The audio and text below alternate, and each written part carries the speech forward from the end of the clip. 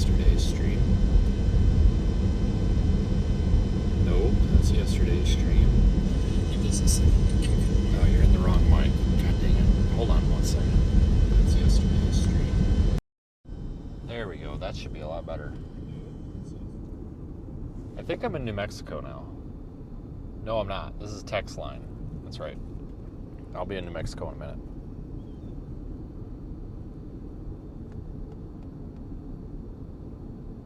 Give everybody a little bit of a chance to join in here before we discuss. Another suicidal bird. Here we go again. Did you guys just see that? God dang. This is getting ridiculous out here.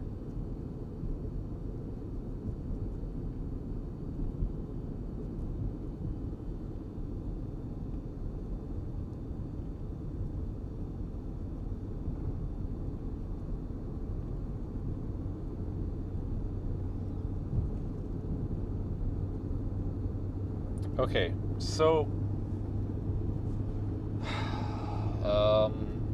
yeah, we're about to New Mexico in just a second. I don't know what I'm doing out here other than wasting gas, but we have to not complain too much because I didn't pay for this tank of gas, at least not this half a tank. It was actually I thought it was kind of funny because the Kansas folks are making the narrative that apparently all the storm chasers are just terrible people, but there was a Texas state cop that was behind me at the gas pump, and I was fighting to get my card to work because tap to pay wouldn't work, and my card is so worn out that the chip reader doesn't work right. And he sat and watched me screw around with it for like 5 minutes, and I was like cussing at the damn gas pump, and he walked up and paid for the gas. So I thought that was nice. So we're kind of sponsored by Texas Department of Public Safety here today, I guess. That's a volcano, I think, out in the distance, right? Isn't that volcano, or is that farther back? I don't know. There's a volcano out here somewhere. Yeah. So. Chief Woodyard's got some stepping up to do here, folks, if he's going to get on the level of a Texas DPS.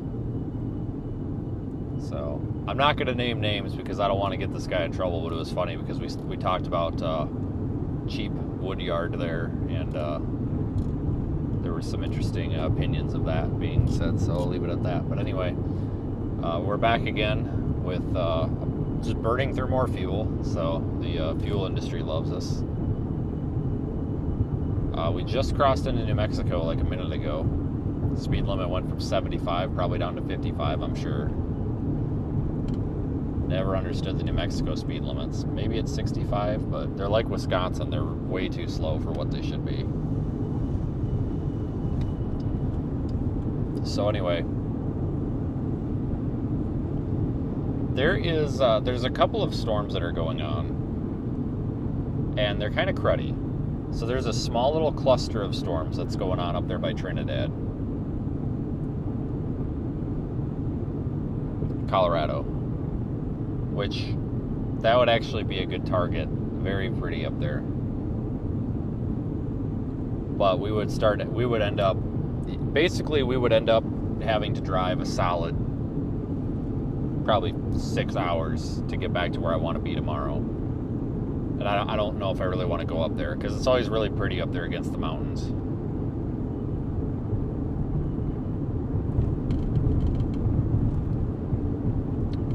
There is a more isolated storm due west of us on I-25 by Springer.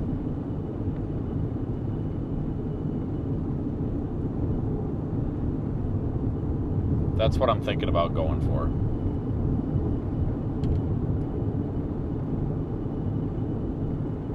I think that one might be the best choice. It's in a radar hole, so we don't really know what it looks like. It'll be mostly visual here.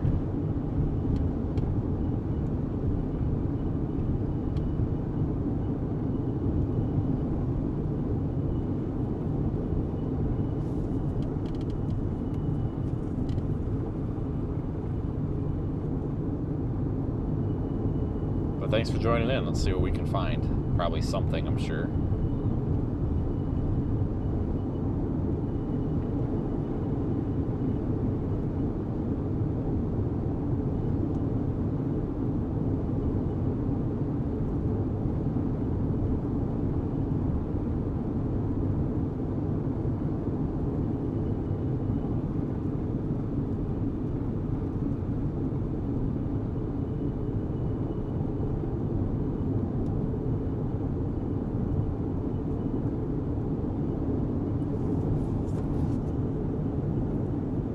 Alright, so we should be coming up to Clayton here in just a minute, and that's where we'll take a turn to the west.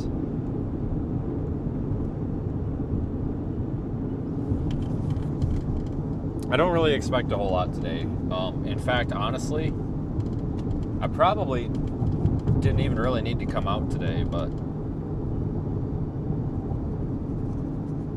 I kind of felt like it's been slow.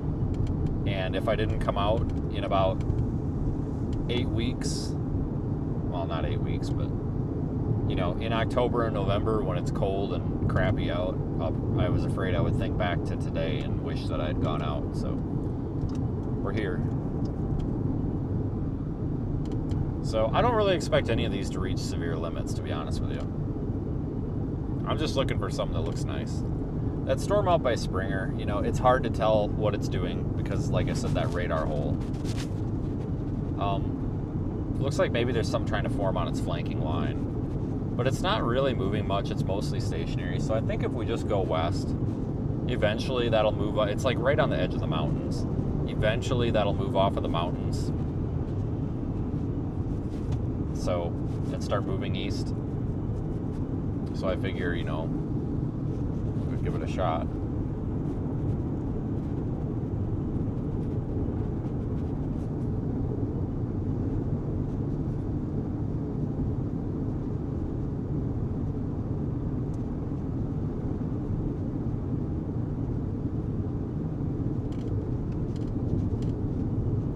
So I really want to get back to Amarillo tonight. So tomorrow I think it's going to be kind of between Amarillo and Lubbock.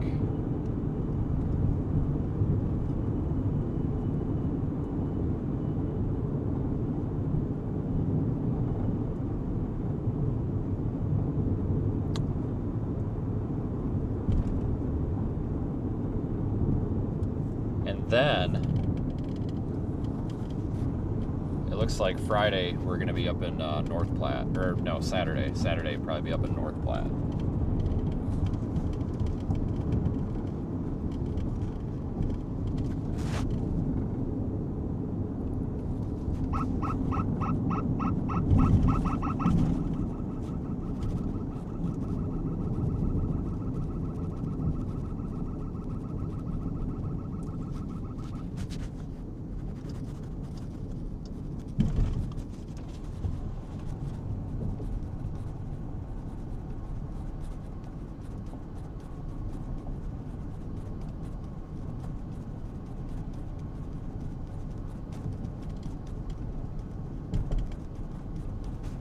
Might be our first time in New Mexico this year. I'm pretty sure that it is.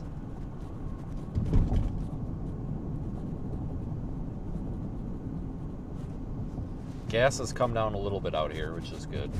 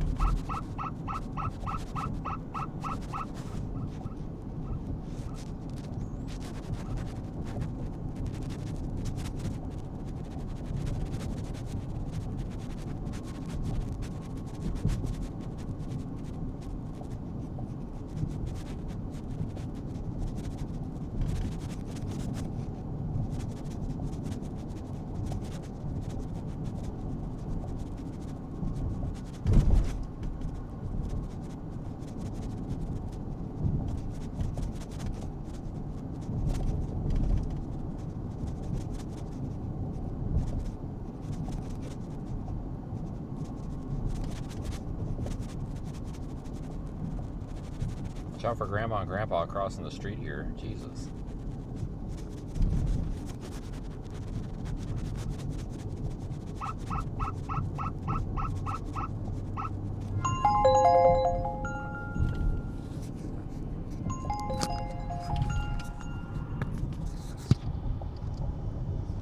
Hello?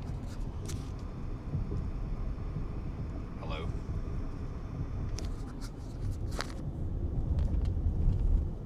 What is wrong with my phone? Oh, it's stuck on frickin'... That's why.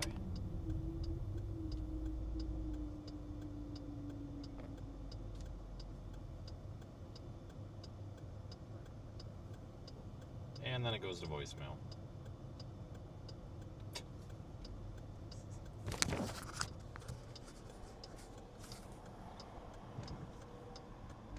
Really? You're honking the horn at me? It just turned green like a half a second ago.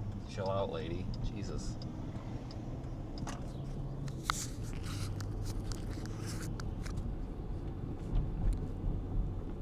Oh, God, watch out. Look at that. Jeez, they need a sign for that, or a cone. They flat out need to put a cone in that thing. Jesus. Alright, we want... I don't know which way I need to go here. Holy crap. These roads suck.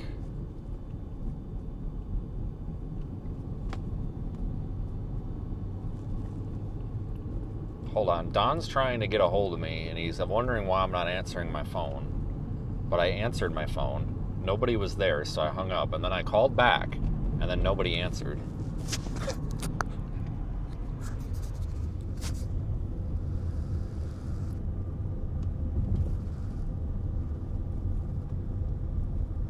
Yeah, I don't know what happened there. I think it might have been the Starlink. I'm streaming, but nobody can hear you, and I'm in the middle of nowhere, New Mexico, so I don't know how long it's going to stay connected.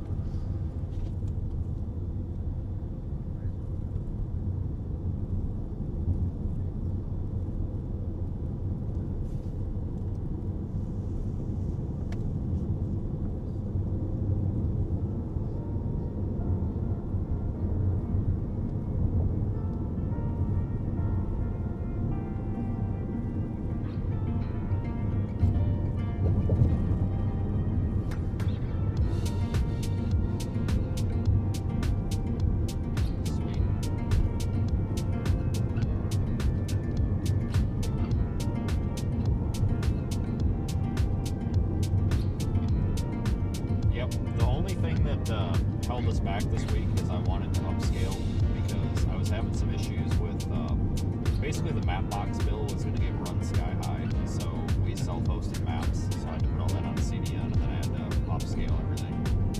So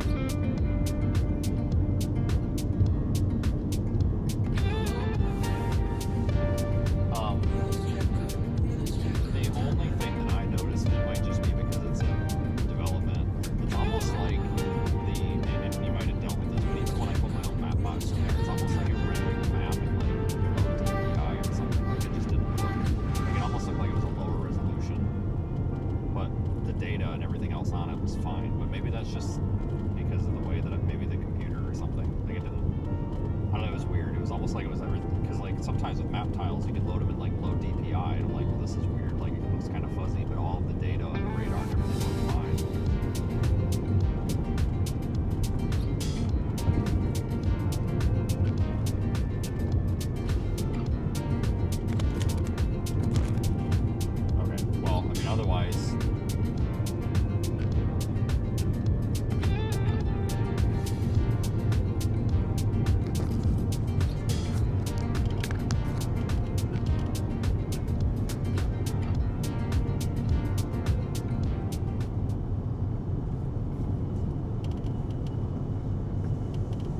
Well, I mean, it looks good so far. I mean, I'm happy with it.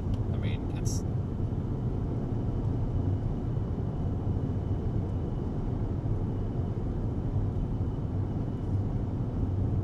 Well...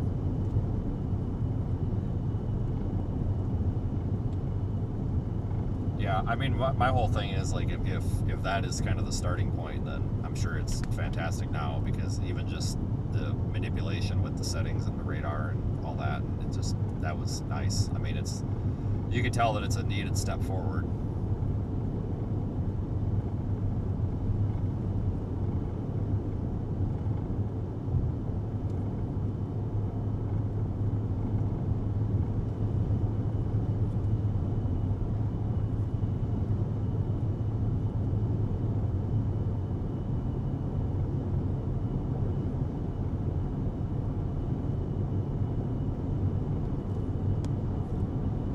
Well, I think it's needed. You know, it fits a hole in everything out here for things that don't exist.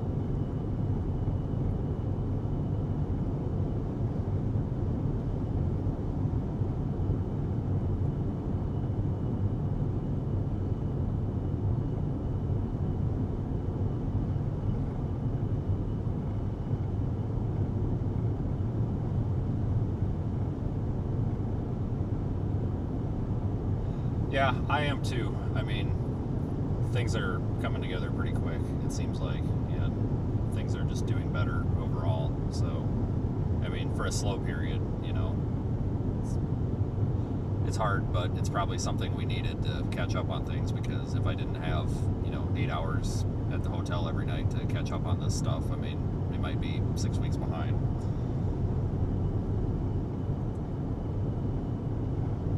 Probably.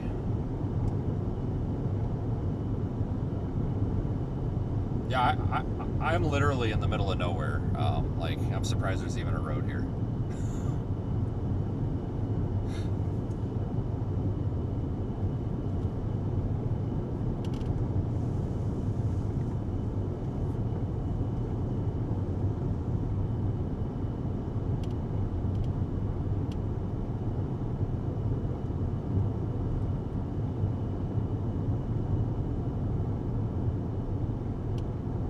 Yes.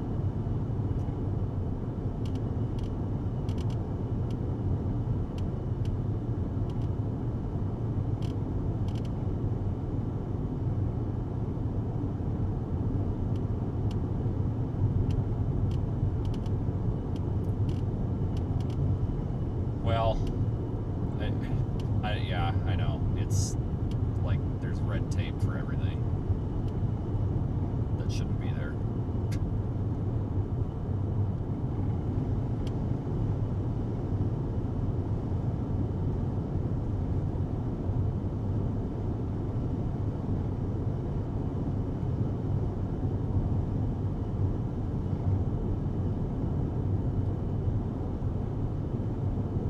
Well, there does get to be a point, though, where it's like, I mean, you just kind of have to, and by you, I mean anybody, just needs to, it's like, just fix it, make it work, do it, use it, whatever, just take it and run with it. It seems like there's something stopping that.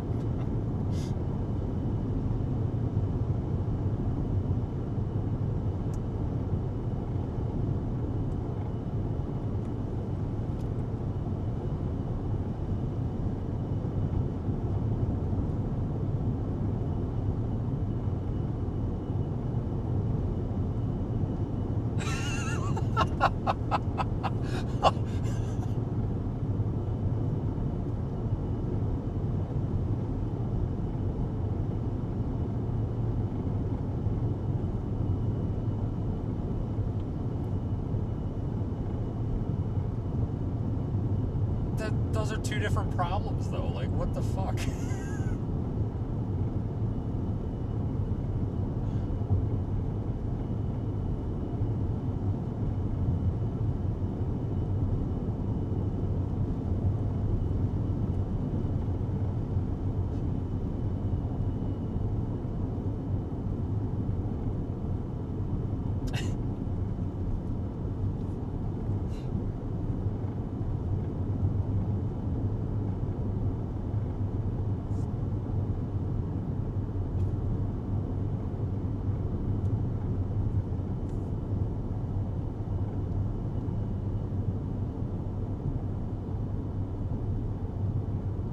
What the fuck?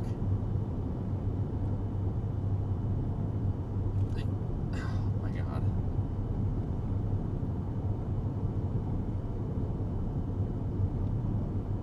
Well, hang on one second.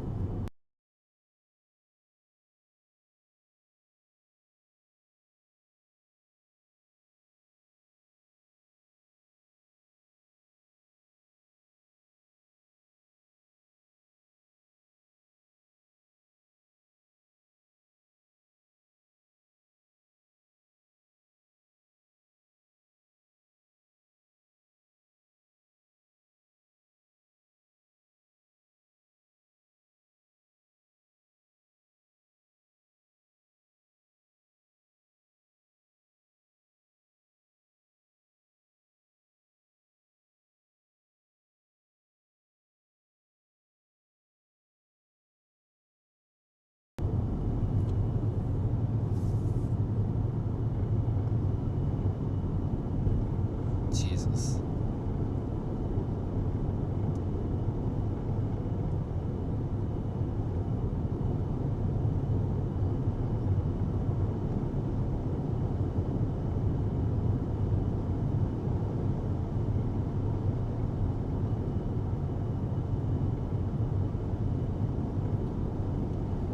Well, I know there's a point where shit has to go one way or another. I get that.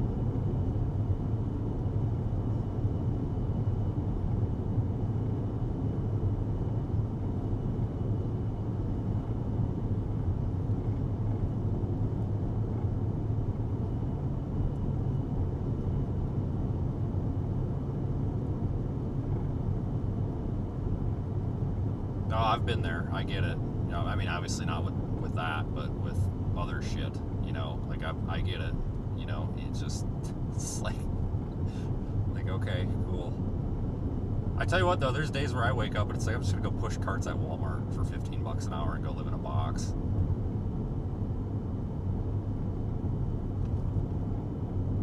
But here I am in the middle of New Mexico.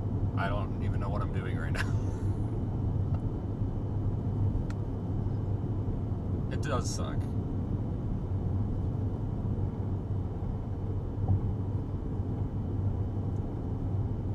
I have no idea what you got planned.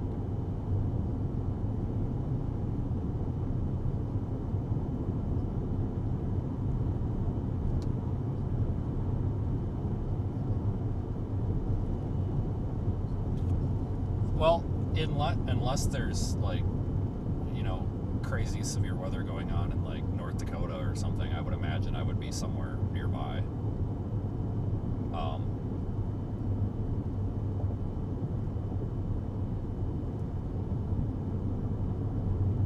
Yeah, you should. I mean, are you driving out, flying out? What do you want to do?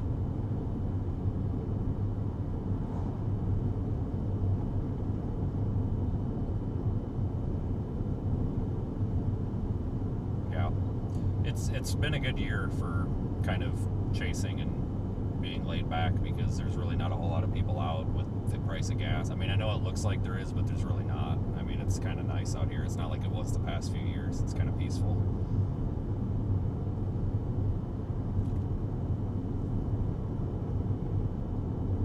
Yeah, there does seem to be one, but ever since Reed's car broke down and they didn't have anybody to follow around, they went home. So we just need to tell Reed he's got to get a more covert vehicle or something.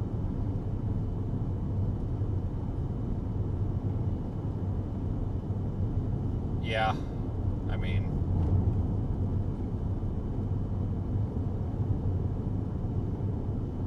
well, it didn't work too well.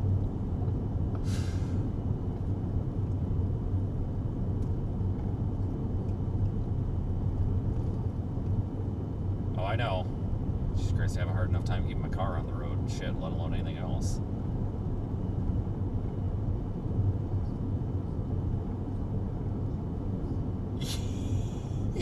Yeah.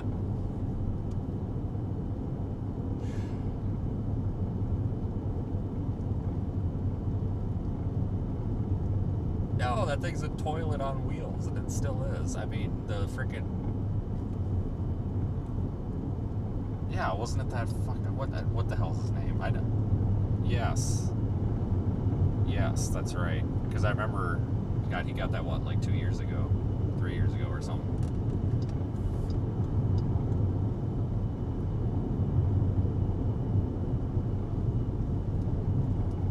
Oh, yeah, it was probably right back in like 2020 or something like that, because I think it was right around those high risks.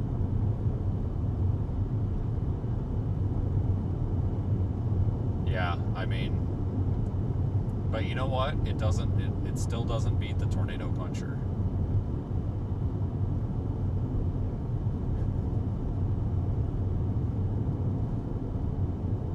Oh, it was sold? I thought you said scrapped, so if it was sold, I feel better now.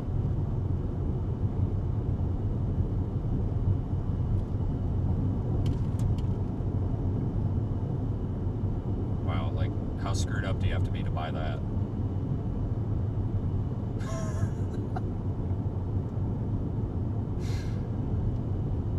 Shit, well.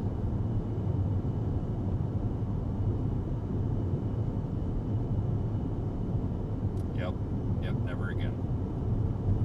If I ever say, hey, you want to build a car to drive into a tornado, I need a bunch of money to weld a bunch of metal together, I want you to kick me and then shoot me.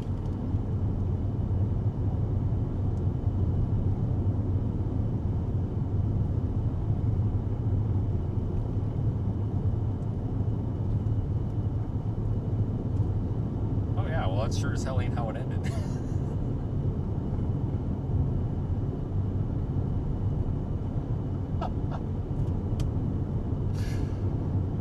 Holy shit.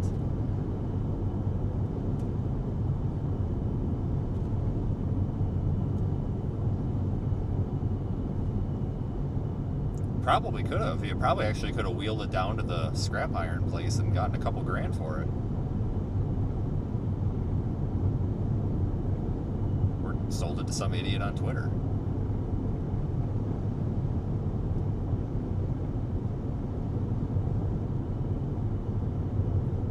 Yeah, well, I haven't set a hard date. The goal is Monday. I want to run it through a bunch of checks and balances. There's like 2 Android phones I haven't tested on. And so Best Buy's got a return policy for those, and it's a 15% restocking fee. So I'm literally just going to go buy them, test them, take them back. I hate to be that way, but like the one, obviously you've got a Z Fold, but nobody's had a Z Flip, and the Z Flip simulator, it looks all screwed up. It's like, well, I really need a Z Flip, and finding anybody with a Z Flip is next to impossible. So I just want to test it on like 1 or 2 more, and then just, write off on it. But I mean, everything else we've tested. We've tried attacking it. We've tried looking for holes and DOS attempts. Like I can't find any holes in it. So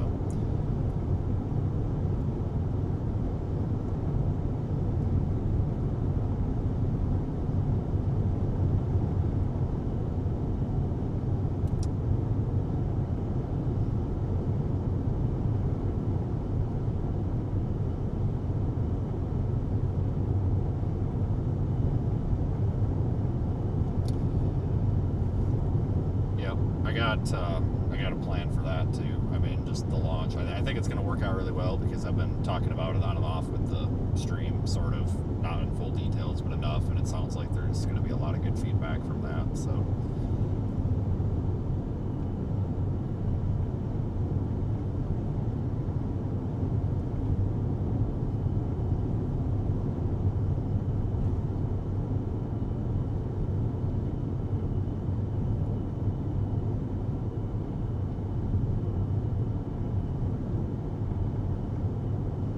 That would be really cool.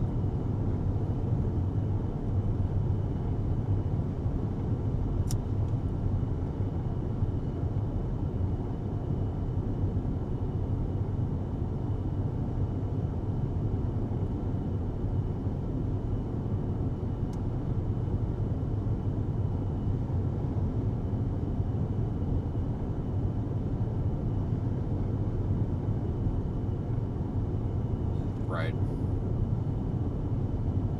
Well,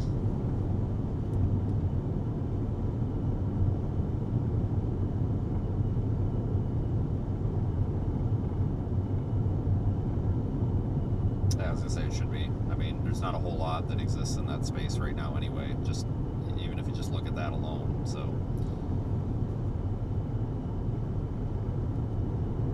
I don't know. We'll make it happen. I mean, one way or another.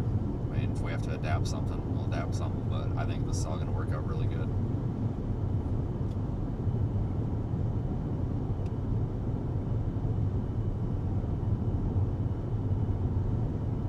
Okay.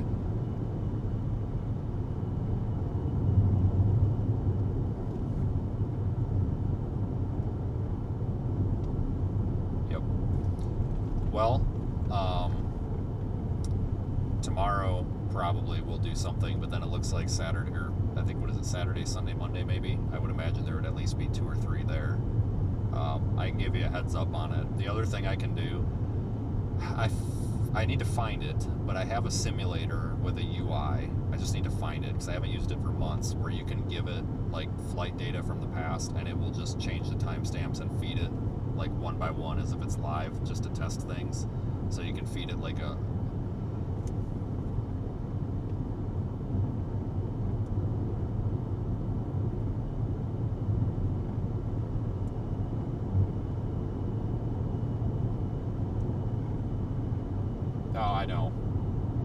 I know. We burned we burned so much cash just with the freaking test flights, because here I thought it was going to be like, oh, we need 1 or 2 of these, and I think it was like 12 of these just to get stuff working, because you launch a balloon and then you had like 90 minutes to go figure it out, and there's no like SDK, there's no GitHub for any of this crap. So it's like, well, what the hell do I do in these 90 minutes? And then you're like sweating and you're like getting pissed off and anxious. It's like, well, I don't even know what the hell I'm doing here. So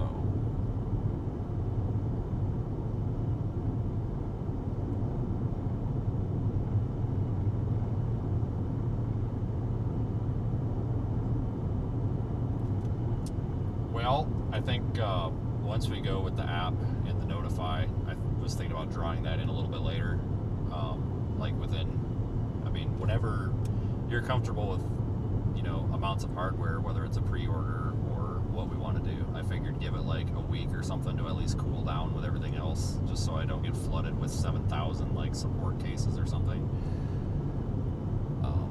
But I mean, we're pretty much, I'm all in on it. I think it's fantastic. I like the whole, vision behind it, because it's something that I'm not just trying to peddle a piece of hardware to somebody that they're going to get sick of in a week. It's actually something that can be built on, and you can do something with it. It's useful. I think it's pretty cool.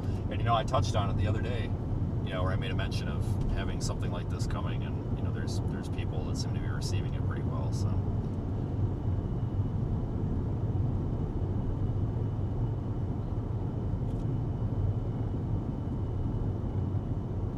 if it gets to the point where like I have to build some of these or whatever too, if I have to come down and hammer some out, fine. Whatever we do, I guess we'll have to make sure that, I don't think it's going to be like a viral, oh my god, 7,000 people just ordered these in one day, but we might need I don't know. I don't want you to all of a sudden get backlogged with a bunch of equipment or anything. So like if it gets to the point, I'll come down.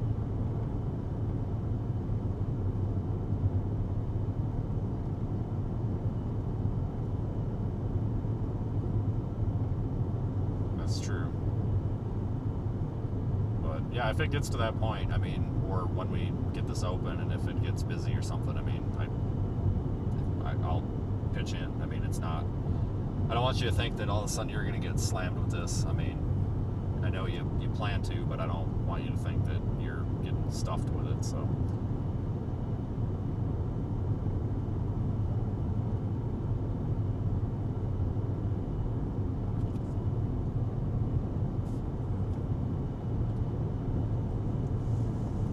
yeah, we're looking forward to it. So it looks like June should be a little bit more busy, so I think this is the time to do it. I think everything's coming in just in time.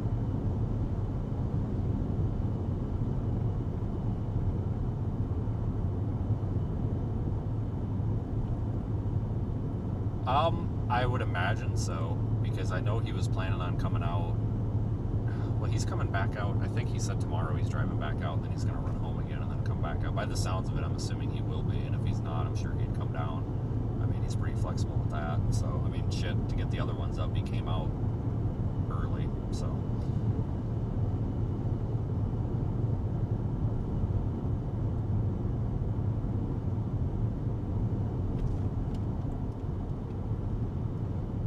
Yeah, there's something going on with the network, I think, at that Paul's Valley one, because, like I said, he ran everything twice, and then I looked at everything twice, and then the IT guy looked at everything, including our stuff, twice, and it's just like, I don't know what else to do, you know. And of course, normally I have a travel router with a SIM card in it. I'm like, well, why don't we just plug it in here and see if it works?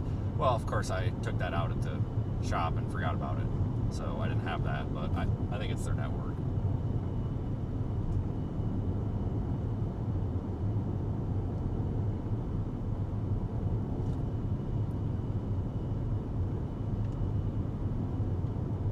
Yeah, I think he's got one now. If he doesn't, I got one, because I got a bunch of spare ones or whatever that we use just to test these probes and stuff, because I don't think anybody told him to get one. He had no idea. And then I'm like, oh, well, we have a SIM card or a router with a SIM card. It's like, wow, that would definitely be helpful.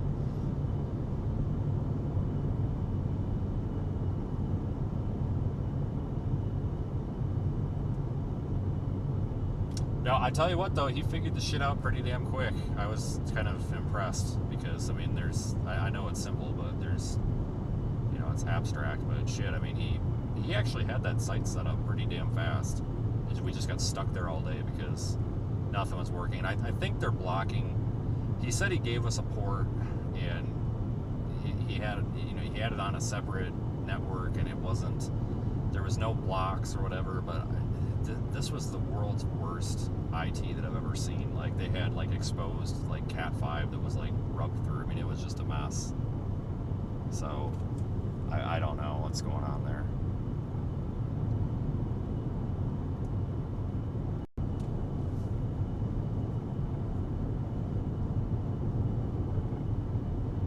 No, so something's going on, and the IT guy doesn't actually work for them. It's like a contracted person, and he flat out said, he's like, I'm really not super sure how any of this is put together. He's like, I'm kind of just, duct taping it back together as we go. I'm like, yeah, I get that. So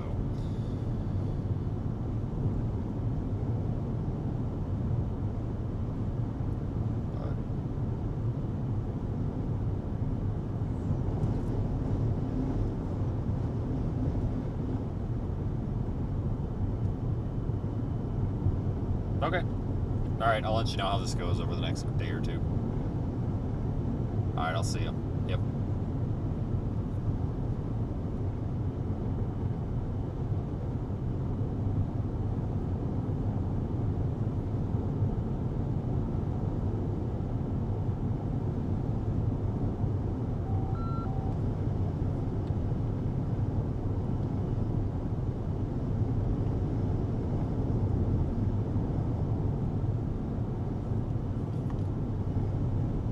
They just severe warned of the Trinidad storm. Are you freaking kidding me?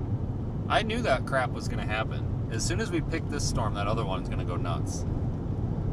Oh my god. I know it's a 50-50 shot when we do this, but it seems like we always pick the wrong 50%. God dang it, man. Well, our storm looks terrible, but it's in a radar hole, so I don't know. Like, I don't know what you guys think. Maybe I just want to go home. Let's just go to Walmart, get some fresh socks, and go back to the hotel. God dang it. That's okay. Just keep hoping for our storm. It's in a radar hole. We can't get a good look at it.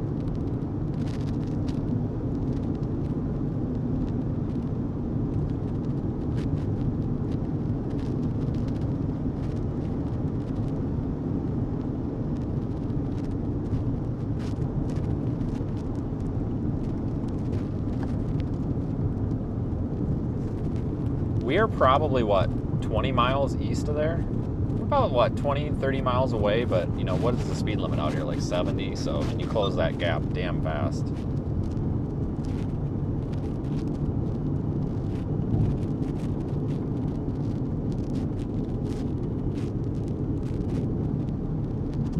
It's beautiful out here, though.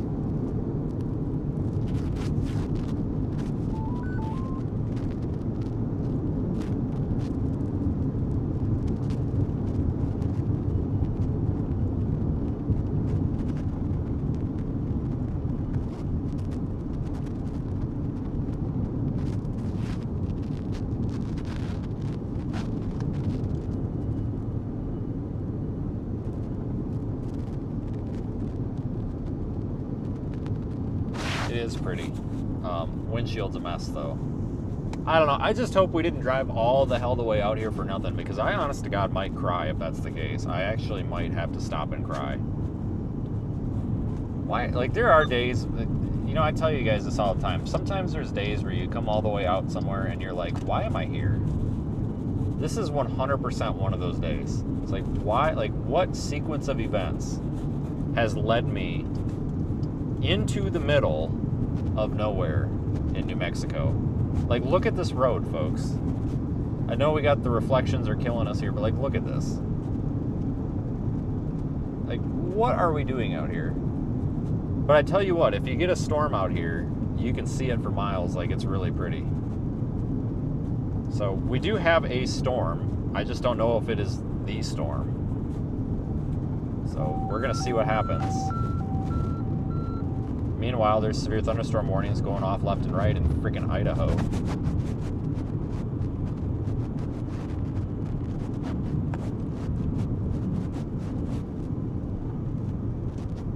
Like, what is going on this year? Apparently, we were supposed to just go to Idaho.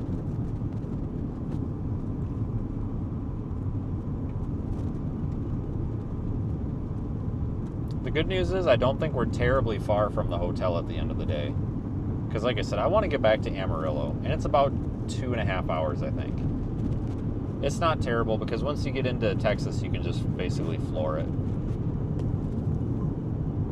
But we got those little storms going up there.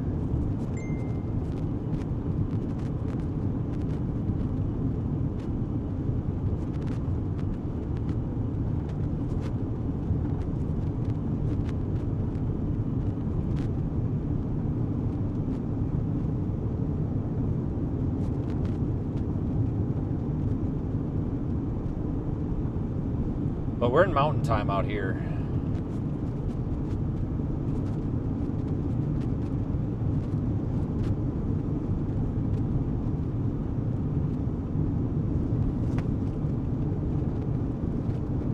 I guess I'm glad we didn't stay in the Panhandle because those little storms southeast of Amarillo look like they kind of crapped out.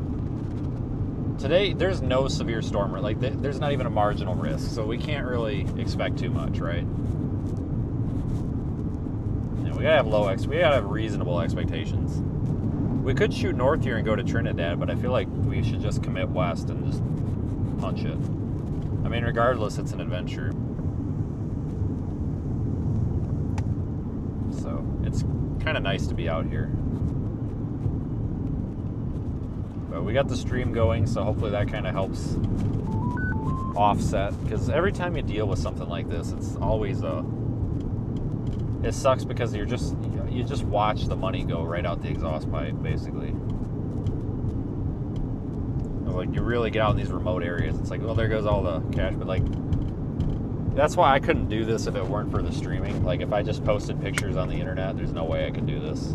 Like, with the stream, it helps you kind of regenerate what you're blowing. Yeah, I don't know what's up with that severe thunderstorm threat up there in Idaho. Like, for God's sakes, really? Like, you're kidding me.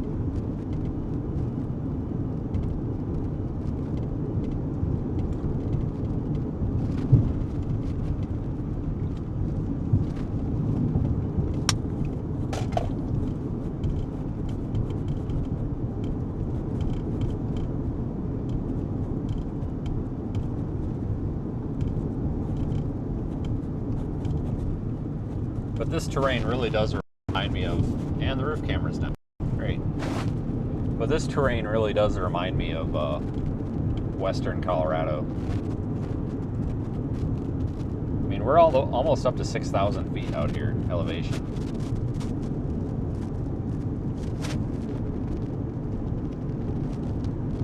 I'll be honest with you, these storms are farther west than I thought. I really thought that they would start moving off to the east.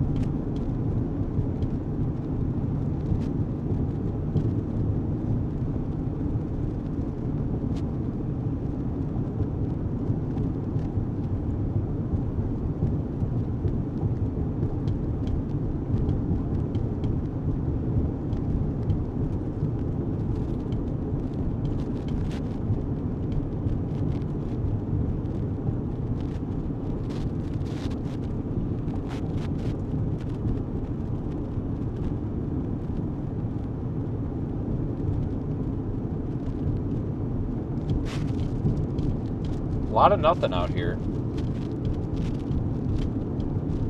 It's nice though.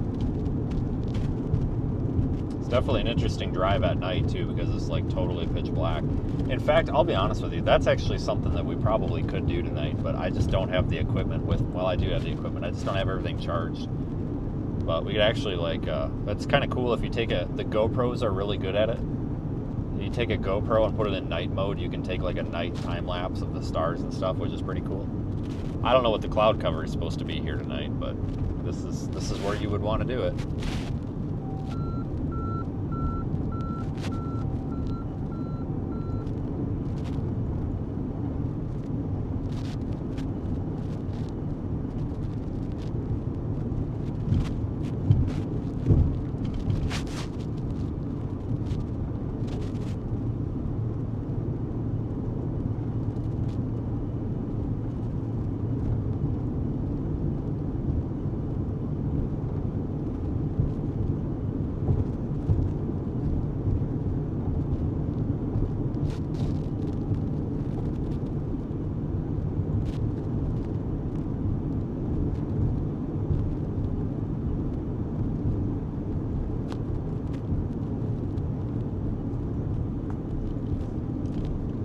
It's just pitch black out here at night. Yeah, I mean, that 59.95, so we're going to cross 6,000 feet here shortly.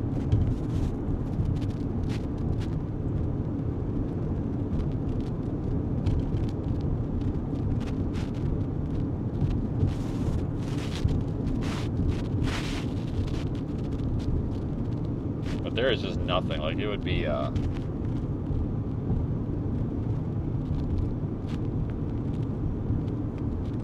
it would actually be kind of cool to live out here. It would be a little bit inconvenient. You know, you can't just go to the gas station and get something to eat. But it would be nice to be out here just left alone, secluded.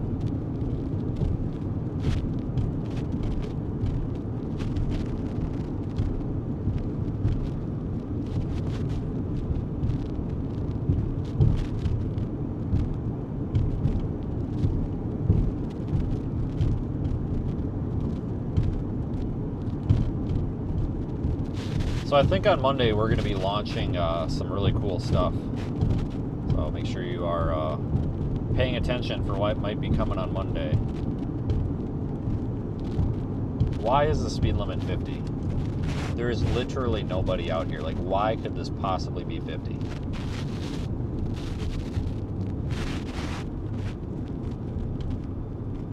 Gladstone, population 5. You've got to be kidding me. That's literally what the sign says. You've got to be kidding me. Is that counting the dog or no? That's kind of cool. But no, I think it's asinine. The speed limit out here is 60. You can't get anywhere. Like, they really do need to up the speed limits. They don't really enforce anything under 75, though, speaking from experience. But I think it's just kind of accepted out here that people in eastern New Mexico in the plains like this just drive really fast. Because I'll be doing 75 and people will be flying by me, so...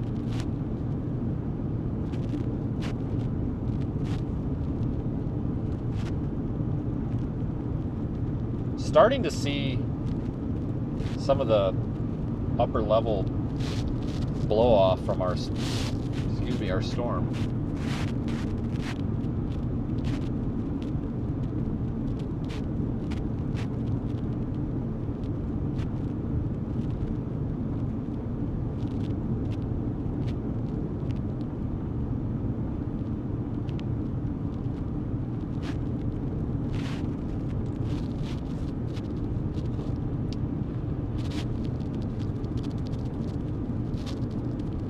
Oh yeah, Daniel's fine. He blew a coolant hose or something.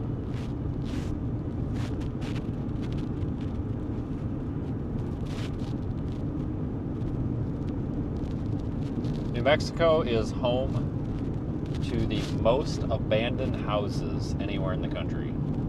It is a fact. I don't remember where I saw it, but I did look it up at one point. And you see more abandoned houses out here than anywhere. I'm dead serious.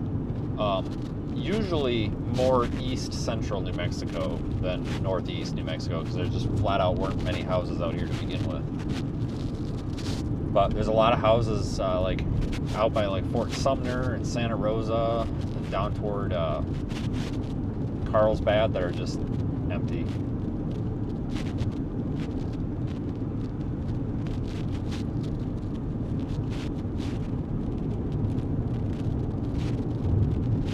Starting to make out our storm there.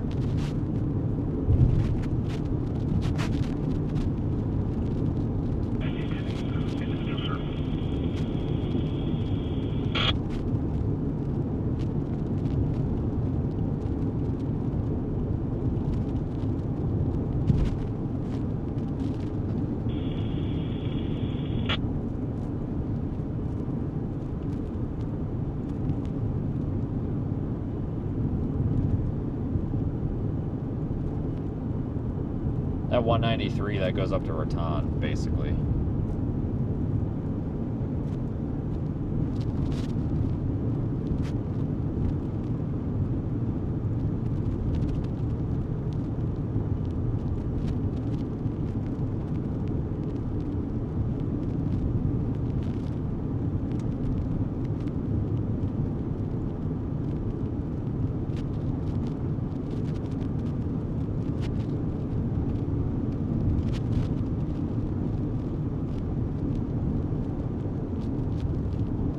Looking forward to tomorrow. I think we're going to get a decent storm or two somewhere between Amarillo and Lubbock. And then it's going to be a little bit of a drive, because we're going to have to get north to southwest Nebraska.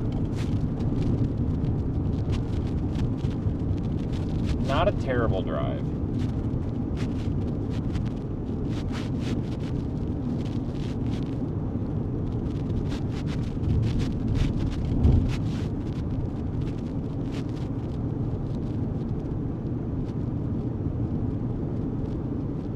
Definitely didn't really have this in the plans for today, though. But, like I said, you know, you get these slow periods. It's like, well, it's either sit on your ass or take what you can get. And I figured, well, let's take what we can get. You never know. Sometimes something really good happens, or interesting, and it's really, really worth it on these days. No marginal risk, no nothing.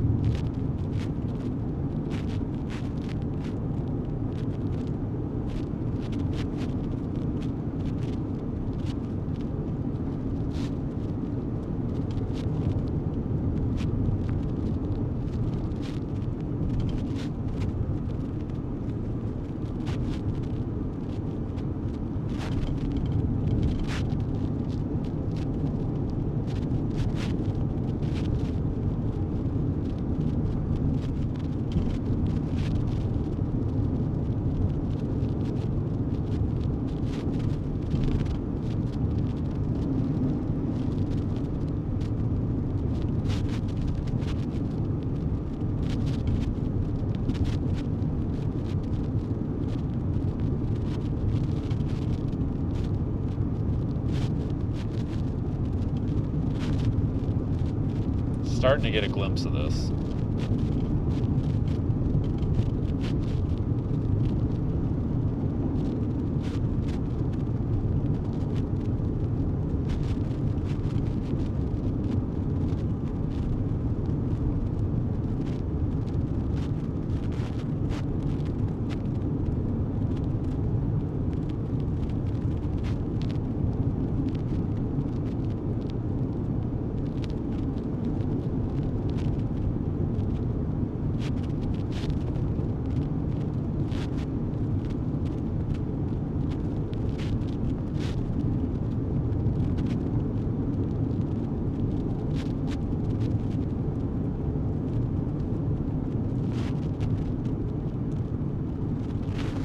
I'll stop up here and clean the window off so you guys can see, and then I will reboot the roof camera.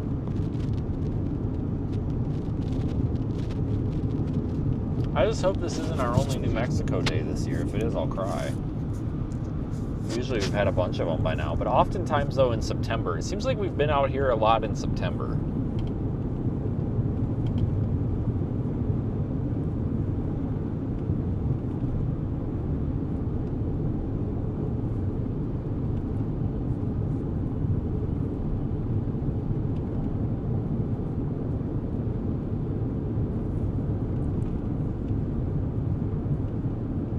There, now we can see our storm.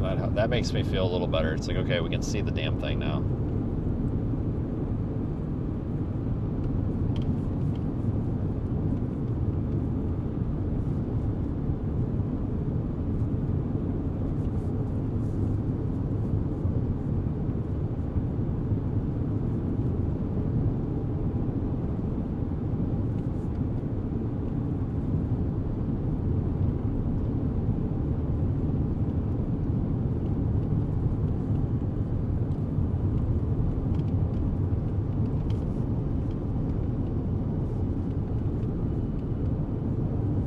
$6,300 feet.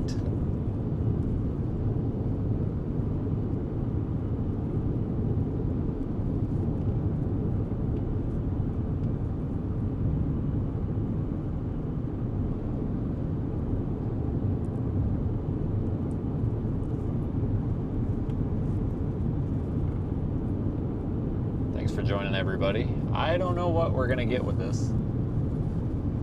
But if you haven't been to New Mexico, it's one of those states where it's kind of like Colorado. It's almost like having 3 different states in one. You've got this kind of terrain, which you find a lot on the western slope, out northwest. It kind of looks like this in eastern New Mexico. I mean, I know we're in eastern New Mexico, but it kind of looks like this all the way down. But once you get to Roswell, it looks a little more like West Texas. But then you've got your mountainous region right to the west of I-25, which looks like we're going to end up on frickin' I-25 here at this rate.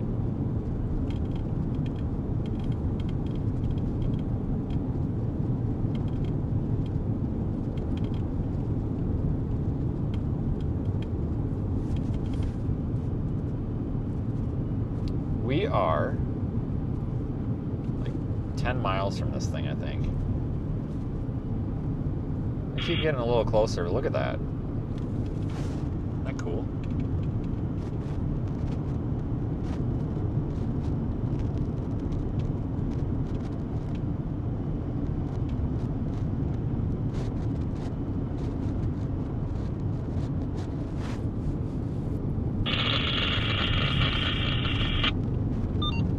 Is this a road? Not really.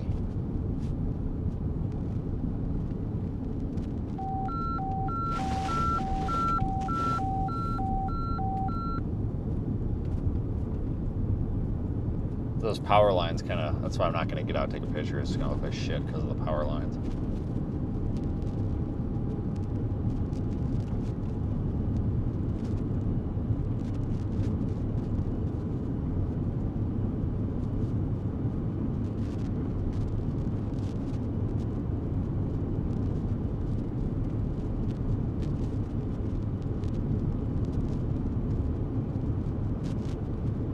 See, I think stuff like this is cool. I know a lot of people don't, but I do. Like, even if it's just a shitty little rain shower, like, it's not necessarily the storm, it's also what's going on around the storm that's interesting. Is that... It says there's a road up here, but I don't know if it's actually a road or if... Oh my god, it is.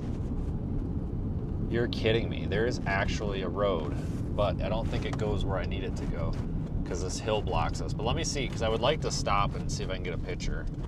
Well, that's not a road. That was a road, but it's not a road anymore. It's literally gone. There's a hole.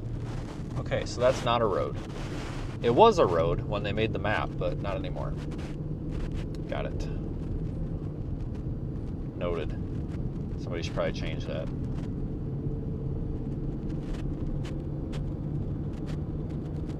Noted. We'll get the windshield nice and cleaned up for you.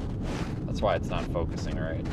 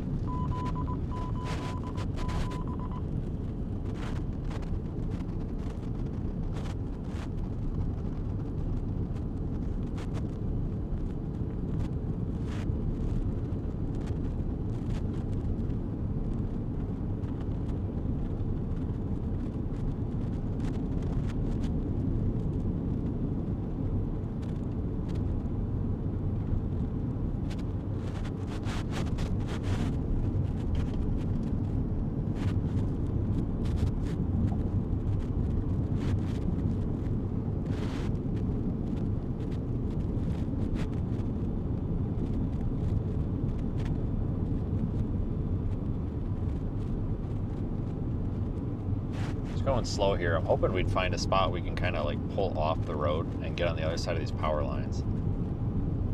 This storm is actually dying, but it's also stationary, and the radar doesn't cover very well here, so I don't. Maybe it looks a little more impressive, but that looks like the downdraft phase of a thunderstorm right there to me. So maybe it is crapping out. All right, this is Abbott. Population looks like 0. Oh, I think the power lines end up here. Hang on.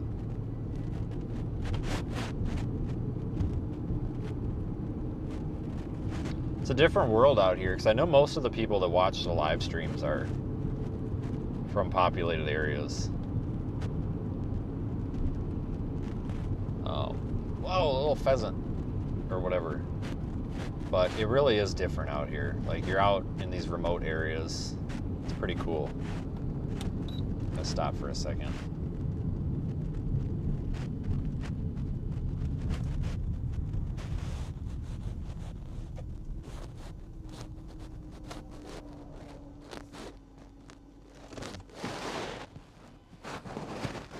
It's definitely different. You gotta, if you really gotta appreciate stuff like this.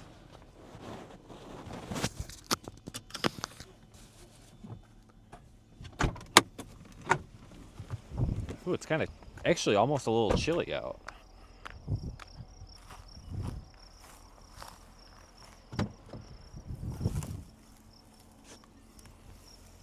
That's elevation for you, though.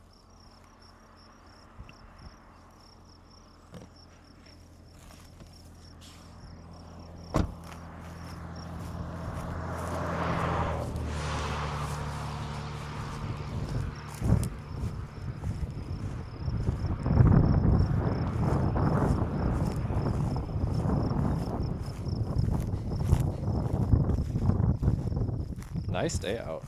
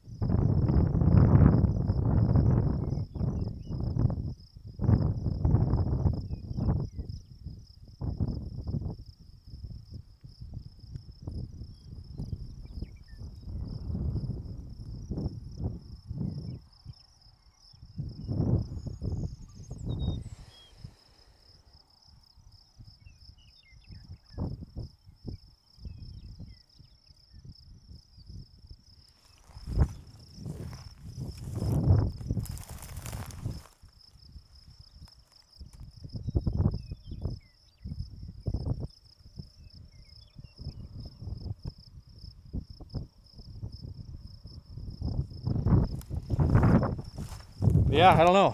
All right, I got a picture. Put that on the internet here, drum up some business.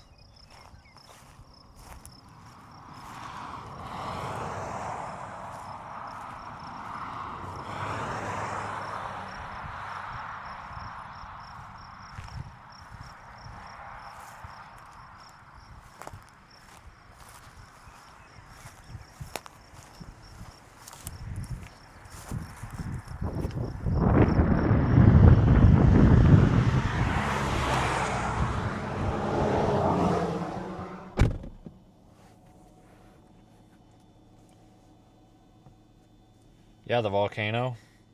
Yeah, I've actually never been there other than driving by it because it was like $25 and I didn't feel like paying the $25 that day, but that was like 2 years ago. It was the last time I was up that way.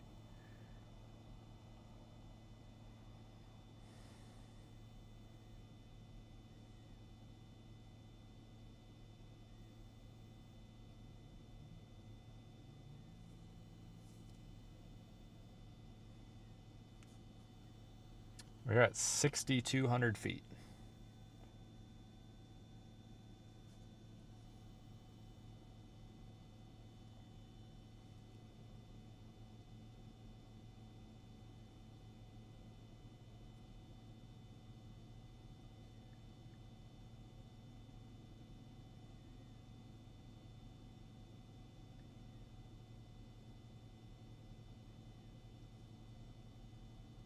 Let me post this on Facebook quick.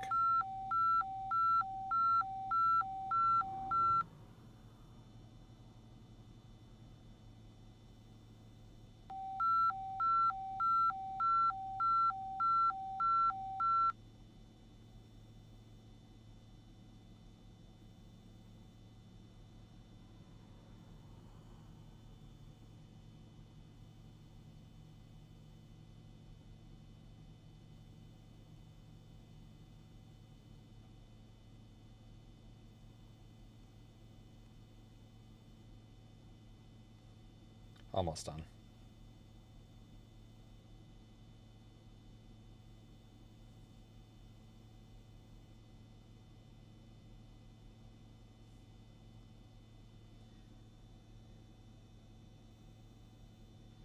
Yeah, Carrie, that is a barbed wire fence over there. Don't make me go explain the fence again. Please don't make me go explain the barbed wire fence again. I don't know if I have the energy.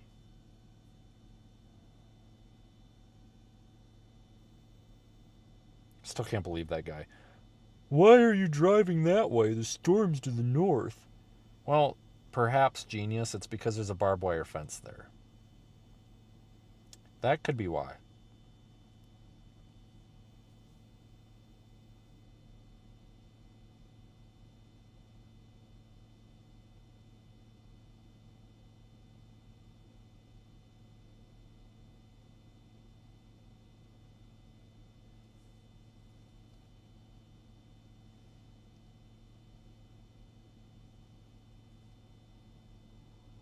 Trying to get this to post on Twitter, but it's not working.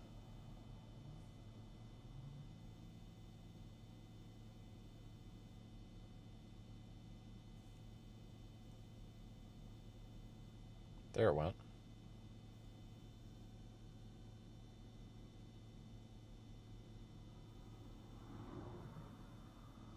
And it posted twice. Great.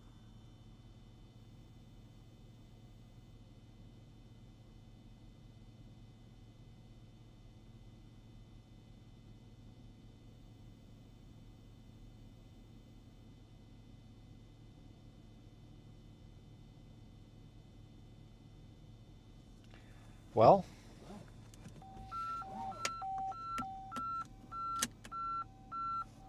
let's just commit to this thing. Let's just go for it. Oh, shoot. I forgot to clean you guys. I was going to say we could make a last ditch effort, a last ditch run up to Raton, but I don't really want to. It's not that I don't want to, it's that it's going to end up taking forever. For what? Something that's not much different than this?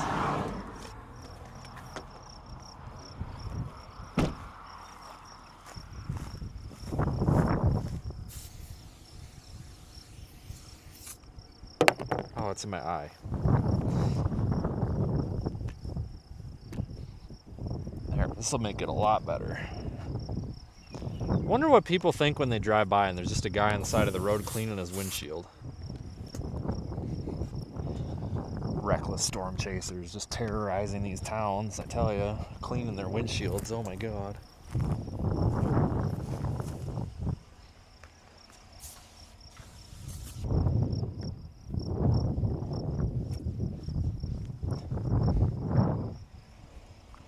I got the roof camera powered up too.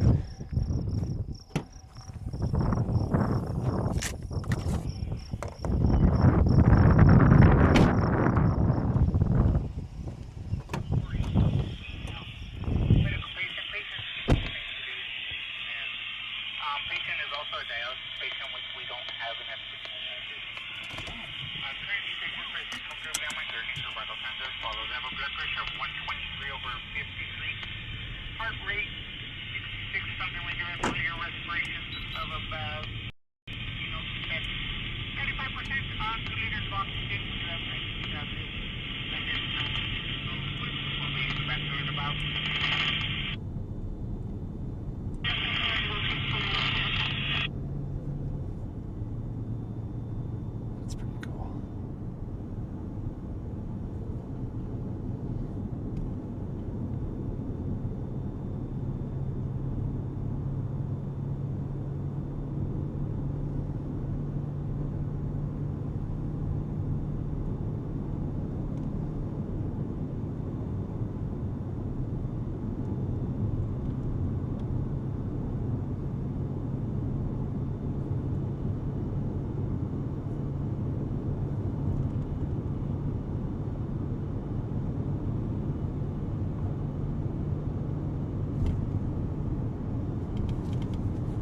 See, the thing with the higher elevation is, though, I don't really seem to notice as many bugs. I don't think there's as many. So windshield hopefully will stay clean for a little bit now.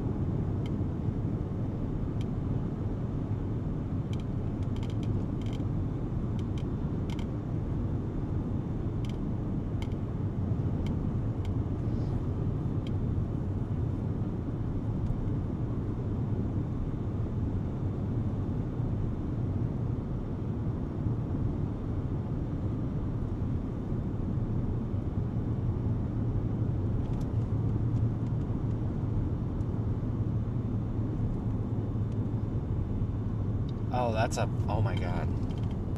Look at this shot.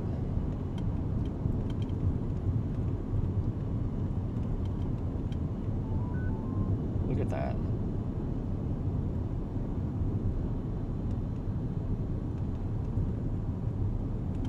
That's the damn shot right there. Frickin' power line's in my way.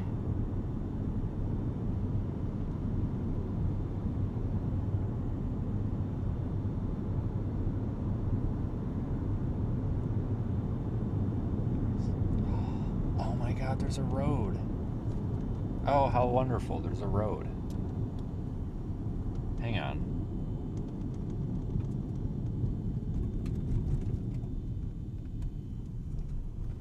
Do this all in one sweep here. Buried fiber optic. Fiber, they got fiber out here? Whoa. These people got better internet than some people do in town. And there's no people. Or are there? I don't know what the population is out here. Like, I have no idea. There might only be 50 people in one of these counties. Is this private? No. Yes and no. Ugh. Okay, I'm not gonna go down that road. That looks like a mess. I think it's a ranch road, but I can't tell for sure. I don't want to really piss with it. Hold on, I'm going to stop for a picture on the side of the road up here. I thought that went up on top of that hill, but it doesn't. It just goes down, and that's it. It don't go as far as I thought it did anyway.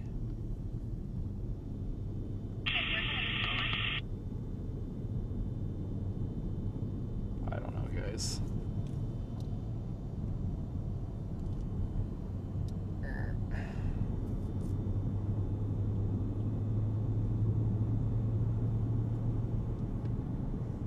I tell you what, though, on some of these ranch roads, I've had some really good experiences. Like, I've run into these ranchers and stuff out here. As long as you ask, they never seem to give a crap if you use their roads, as long as you're nice. Never had one tell me no. They usually offer, actually. People out here are usually pretty nice. Oh, wow, look at this. Perfect. Let's get past these power lines. Best we can.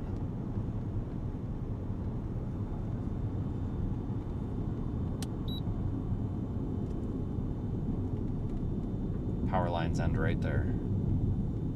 Perfect.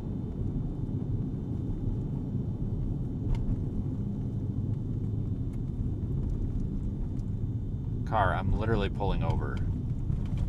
You can pass. That's why dude.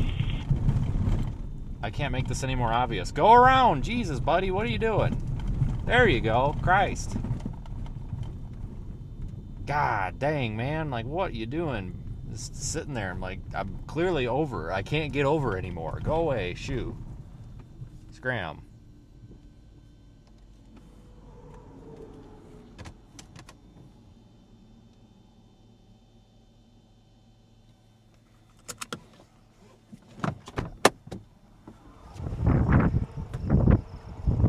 Lock in the car because there's I told you the story about the time that they tried to kill me out here. And I'm not saying there's anything wrong with the folks of New Mexico. The people that live out here are some of the nicest people you'll meet. But unfortunately, sometimes you get people that are no good that come through here. And they'll absolutely try to, like, steal your shit because the nearest cops are probably about, like, 4 hours that other way, so...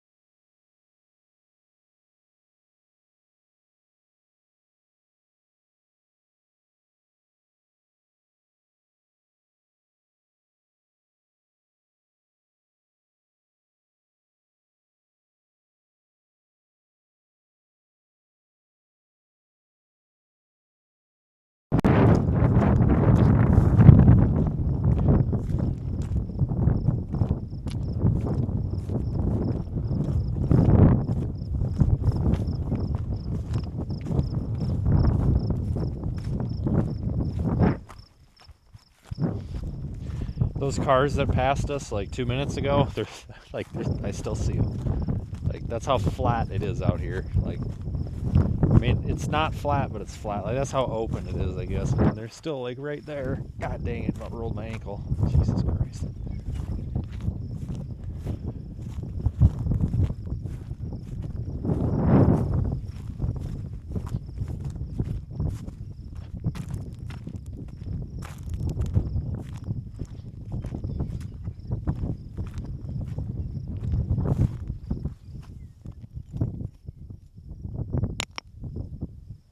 Is it a rock or is it concrete? That's a rock.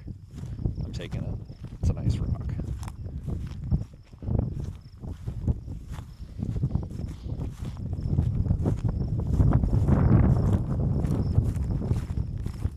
Okay, alright, that was a nice 1.5 mile walk. Cool.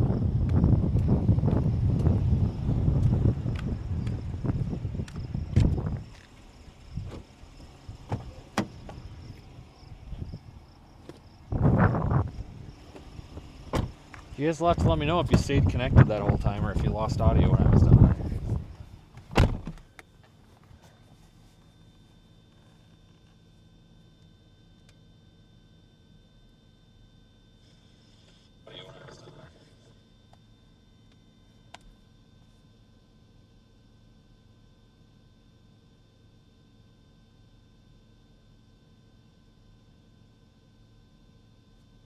Anyway.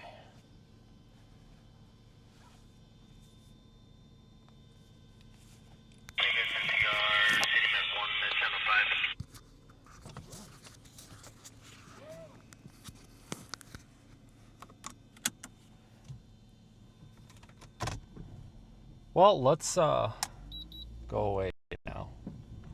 Let's go this way.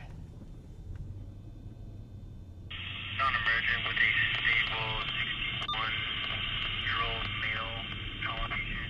Patient had a mechanical solo on a mountain bike, unknown rate of speed. Did have a loss of consciousness, found unconscious by bystanders. He does have a significant hematoma underneath the right eye.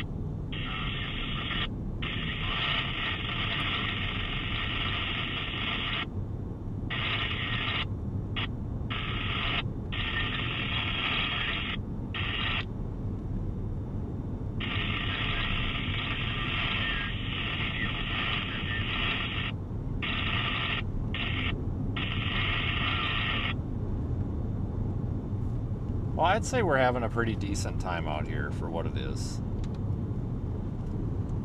I like coming out here. It's the same reason I like going up in the mountains in Colorado. I like the higher elevation. The rest of the country's kind of flat and boring.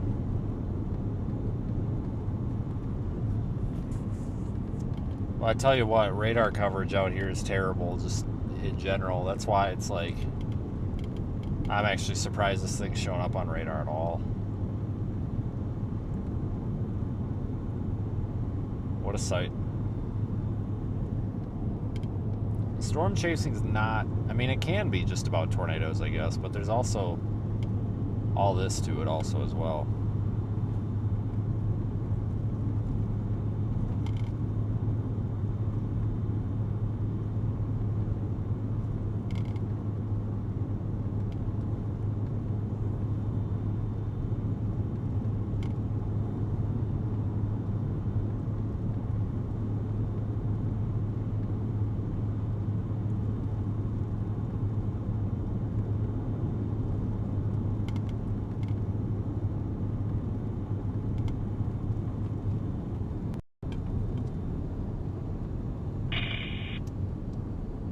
What a nice little rain shaft.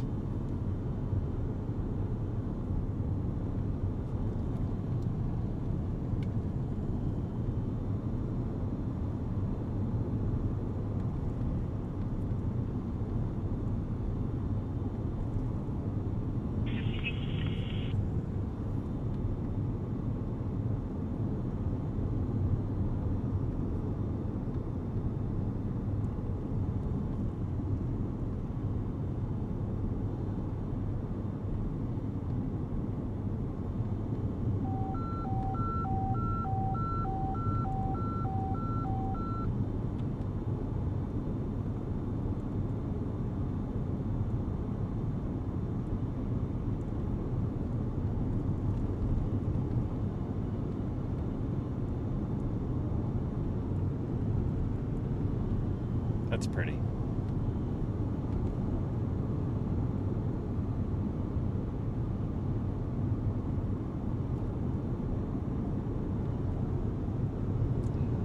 Gotta figure out what we want to do.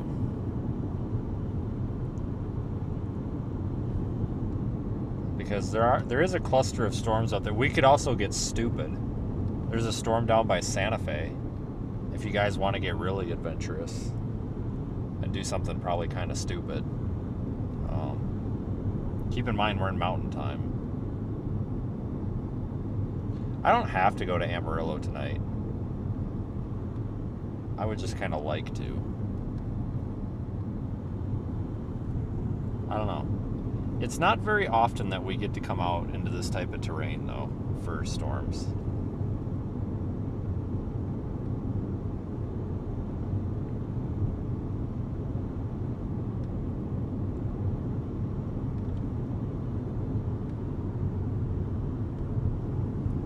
We'll make a decision here in a few minutes.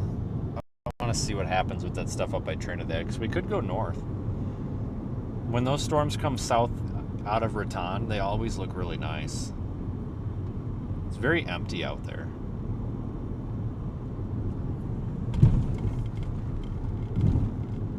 I tell you what, though, like, it would be cool to live out here. I mean, I know you're kind of in the middle of nowhere, but it's very peaceful.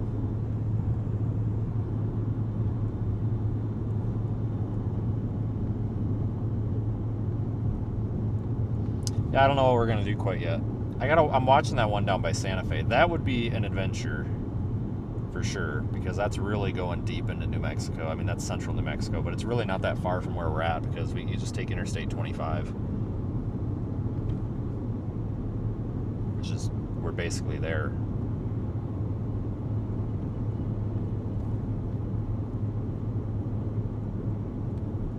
It's hard to judge distance out here too when you're looking, because like we're finally passing this little plateau, this hill, whatever you want to call it. I mean, I thought that was like a mile up ahead 20 miles ago, and now we're just getting to it. But we're coming up on some mountainous terrain, folks. This is definitely a different way of life out here.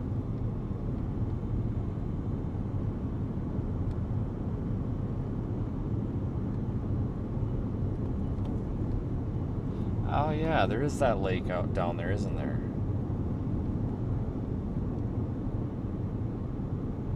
I think I know what you're talking about.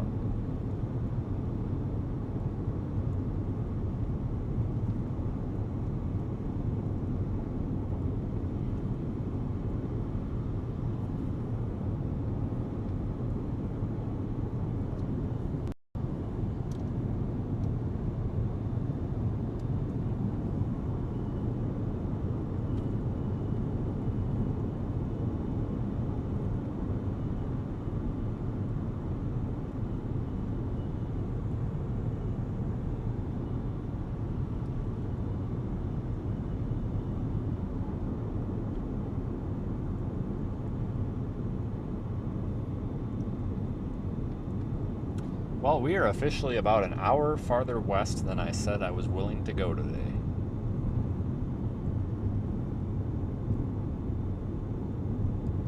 Seems to happen a lot.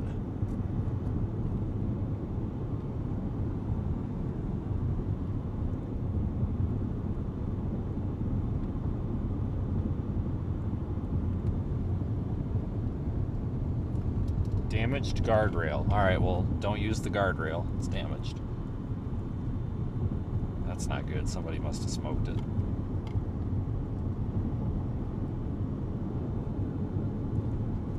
But that's this little storm. If you look at Radar Omega, this is it. Like, that is it.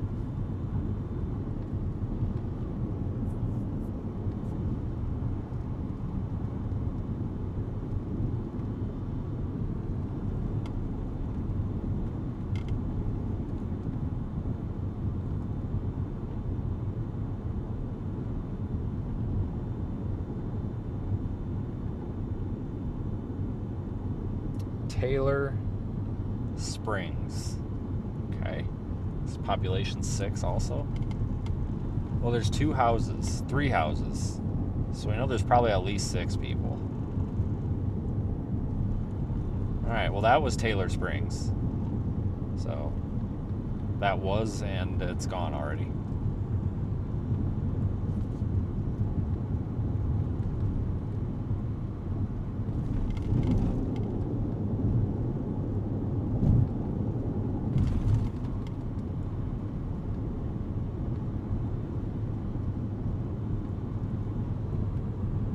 The road's in good shape though. It's not full of potholes. But no, seriously, like there's a lot out here, and you gotta, if you don't get a chance to experience it, it's a shame, because there's a lot out here. There's not a lot, but there's a lot to look at. I mean, you know, when was the last time? I don't think there's any gas out here between Springer and Clayton. Even if you go north or south, I'd have to go out to like Mascaro or whatever. So, and there's no fuel, there's no place to stop, there's no nothing. There was a porta potty at that little rest stop thing back there, though. So I mean, there's that, I guess.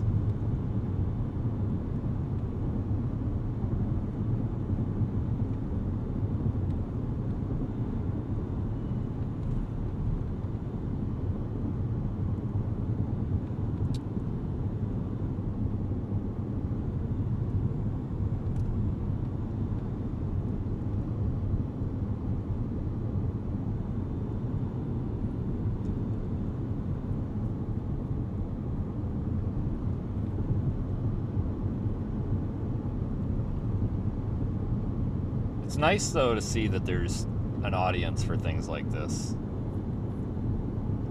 You know, it's good to see that there's people that keep watching things like, you know, these live streams, because it shows that,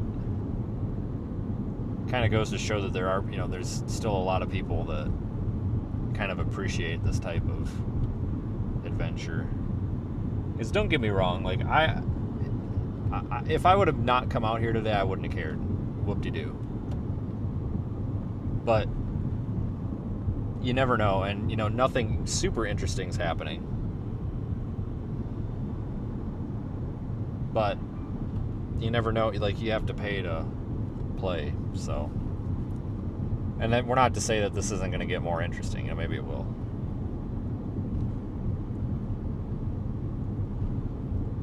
I'm just saying it's good to see that there's people that have an interest in this, because, you know, everybody thinks people only give a crap about, you know, tornadoes, something like that. There's a lot of people that still care about this, the simpler type of severe weather, even though it's not severe.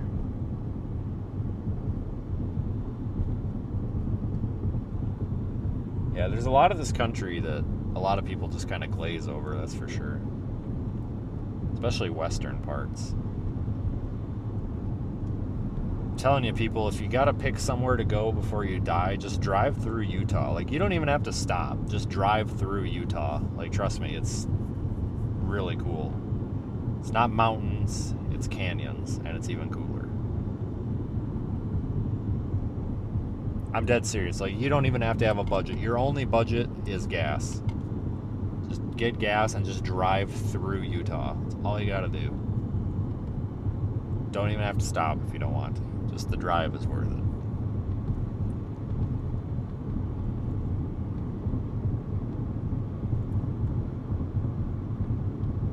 Oh yeah, we are definitely way farther away from where I want it to be. For sure.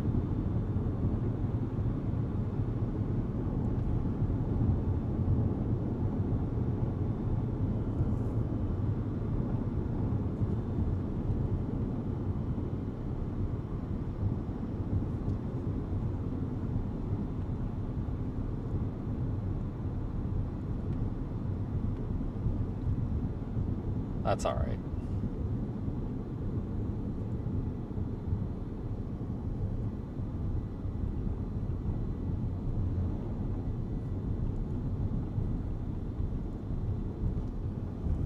It's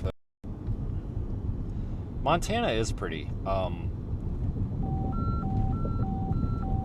haven't been up there for a while though.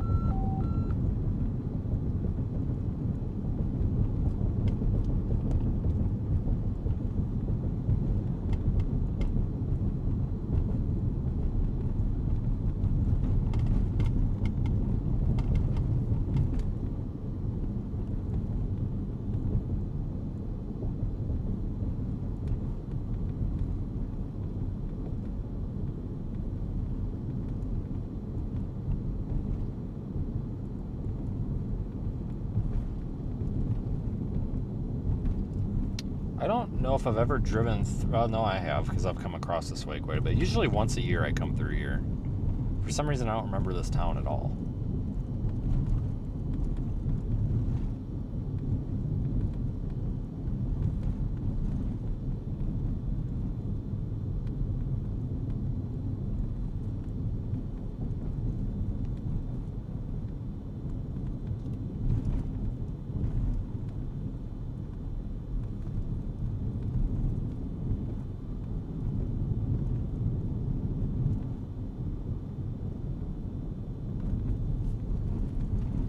You know what? I do remember this town.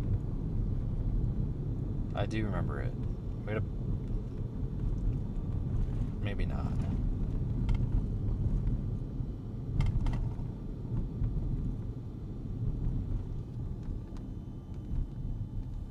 Yeah, let's take a quick drive through town for the hell of it. I think we already did drive through the town, but...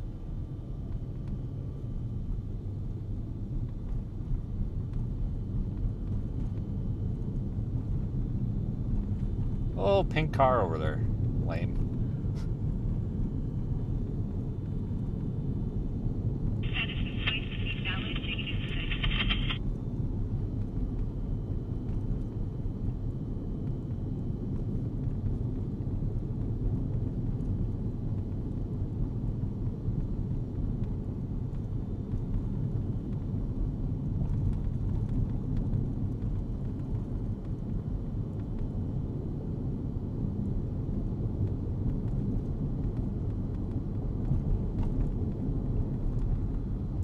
$4.49 for gas. Yeah, good thing I'm not getting gas here. Oh, a kitty! Look it, it's a kitty. Orange kitty. Get out of the road, a little shit.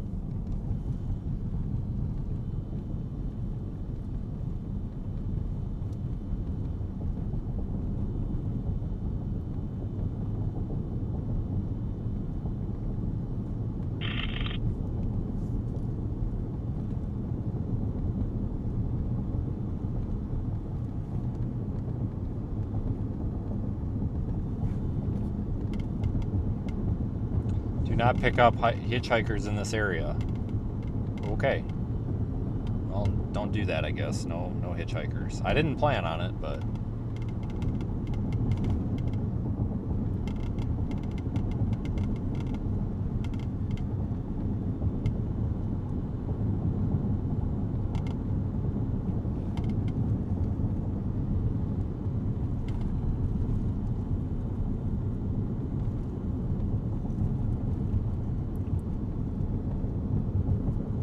Well, that was Springer.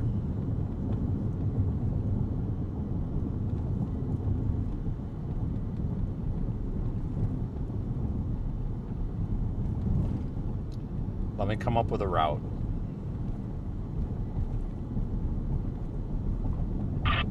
Oh, guys, it's only 28 miles. It's only 28 minutes longer to go through Raton. It's only 28 minutes longer. Let's do it. How do I get on the interstate? Dead end. Was this... Oh. I can't get on the interstate here? Yeah, I can. Or can I? Yeah, I can. It says detour. Okay, we're good. We're good. Oh, guys, it's only 28 minutes. It's 3 hours and 40 minutes to get to my hotel if we go back the way we came, but it's... Or no, 3 hours and 20 minutes. 3 hours and 48 minutes if we go through Raton. So let's just say, let's just screw it. Let's just go this way. Go on an adventure. I guess. We can do this. 215 miles. I got 260 left in the tank. That's going to go down. But today is going to end up being a tank of gas. Just because we had to drive through the middle of freaking nowhere. But that's okay. And... it's only 12 minutes fast, or 12 minutes slower actually, because it just rerouted me because it didn't have to take me through the detour. So there we go.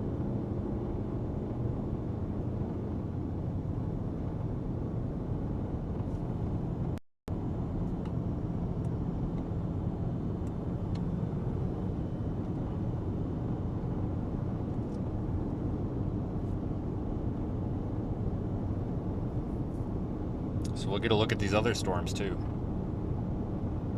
Yeah, gas is going down a little bit, just not in that town where it was $4.49. Just not there. Just not in Springer.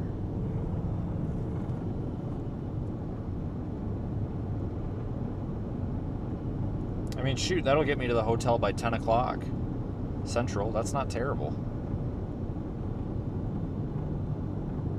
I can work with that.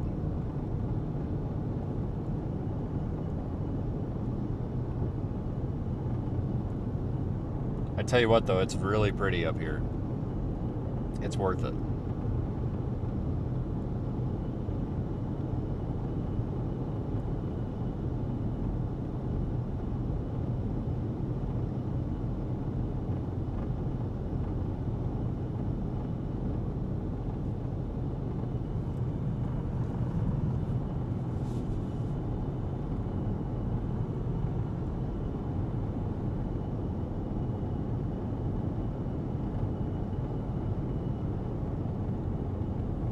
Our little storm crapped out. That's all right. We got there just in time. I really held off on today. I didn't leave Amarillo until like 4 o'clock. 3 o'clock-ish Central.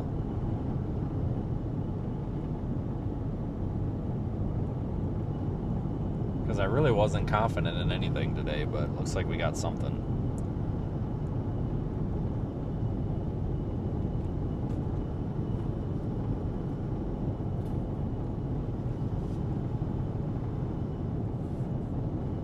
Days like today are good though, because there's a lot to explore. A lot of people only chase like Oklahoma, Kansas, whatever. And that's fine. I mean, do what you want to do. But I tell you what, you're missing out. I mean, you might not get a bunch of tornadoes out here, but you're really missing out if you don't come visit.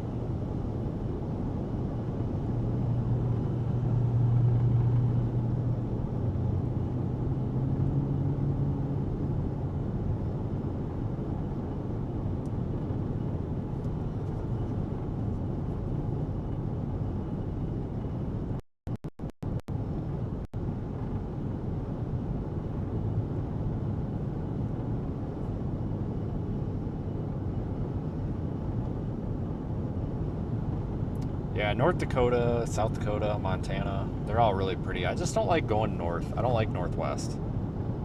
And that's just a personal preference. There's nothing wrong with up there. It's just, I don't really like going north of I-80.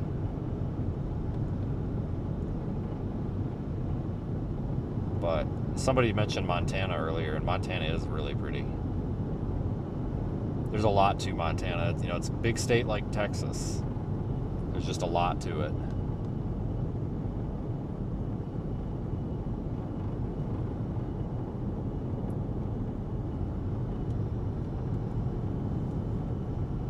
There's a lot to it.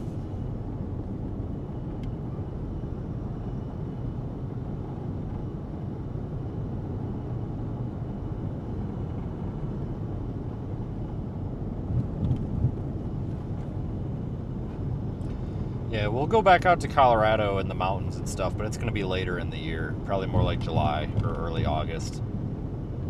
I gotta replace the truck. I don't know. I don't know if I want to buy another new truck. I kind of want to see if we can find something old, like 2005 with like under 100,000, like some grandpa owned it. Because I'm really just everything new that I buy, I have so many problems with. I actually thought about putting a small lift on this. So if you put, and what kind of brought me onto it, I was in the hotel parking lot about a week ago. And there was a guy there that had a lifted Dodge Durango, and I was looking at it, and I was so interested by it. I left a patch and my phone number under his windshield wiper, and he texted me, and I went back down to the parking lot when he came out, and it was just, it's a 2.5-inch lift, and the only aftermarket parts that you need to make it align are front control arms, and then I think it's those little like tow arm things in the back. That's it. You don't have to drop. You don't have to do like a subframe drop. You don't have to do none of that. And I know a lot of people are like, why would you do that on an all-wheel drive car? Well, this isn't this is all-wheel drive, but it's more like full-time four-wheel drive. So on this particular Durango, we have a 2-speed transfer case, and it's actually a transfer case. It's not like the Explorers or the Subarus or whatever, where it's an actual four-wheel drive system. It's just on all the time. This is not the same as driving an actual four-wheel drive truck through the mountains or anything, but this guy that had that 2.5-inch lift on there, he had 33-inch Nitto ridge grapplers on it, like true 33s. They were 33 11.5s, and there was plenty of room, nothing rubbed. It looked really nice, and he was actually headed out to the San Juans where we go. That's where he was heading. And he says it's his first year out there with it. And I said, well, please let me know. And he said he would let me know how it goes. So I actually might do that, because you're only talking probably about $600 in components plus an alignment. You can do it in a day, and then you just got to get bigger tires. And honestly, I was thinking about it because he was telling me that he's still getting 19.5 miles a gallon. That's pretty impressive. So you can take a vehicle and make it a little more capable by giving it some ground clearance. I might do that. You'd be surprised. Because that's the problem with these Durangos, is it's like an identity crisis. Like, they don't know what to identify as. Like, is it an SUV or is it a car? Like, what is it? Because it's actually a very capable vehicle, but it sits so damn low to the ground. To me, it doesn't even make sense to have all-wheel drive. Like, the thing only sits like 7 or 8 inches off the ground. It's like, why bother? It's a damn car. But you actually get a little bit up off the ground, and it's be pretty capable. So I don't know. I gotta look into it. But I tell you what, that thing looked sharp. It looked really nice. It was the same color as mine too. It looked really good.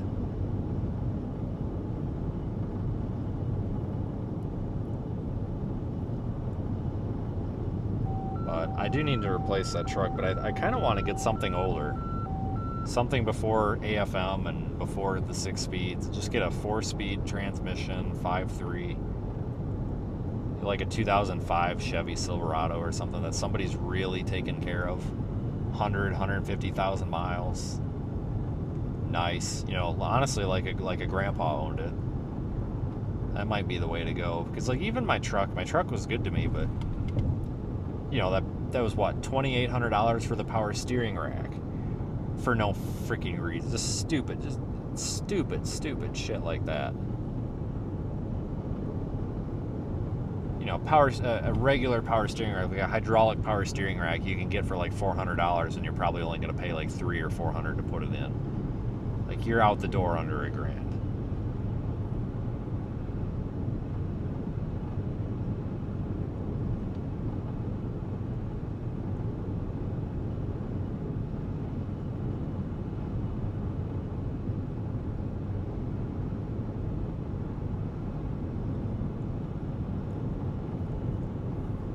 Definitely staying away from newer Chevrolet after all the problems I had with that Tahoe. Never again. Just won't do it.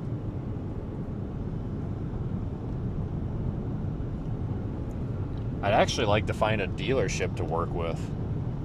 Not necessarily to sell out.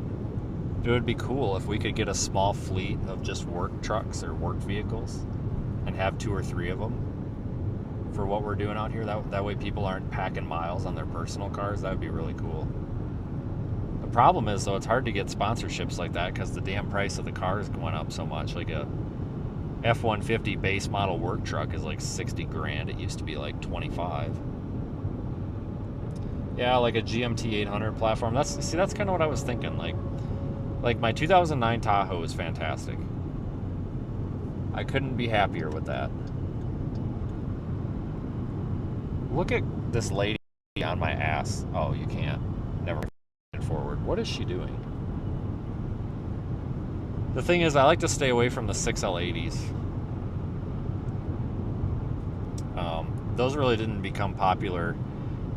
I think 2008 they started doing it with like the 900 platform, but some of the trucks didn't have them until 2010. Like my Tahoe didn't. It's a 4-speed. Yeah, those GMT 800 eras, if you find one that's not a turd, but that's the problem, is finding one that's not a turd.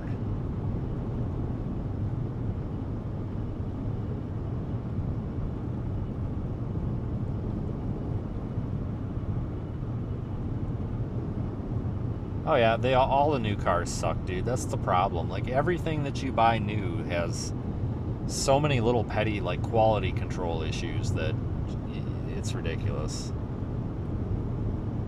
It's so stupid. Everything new that I've had has been like that.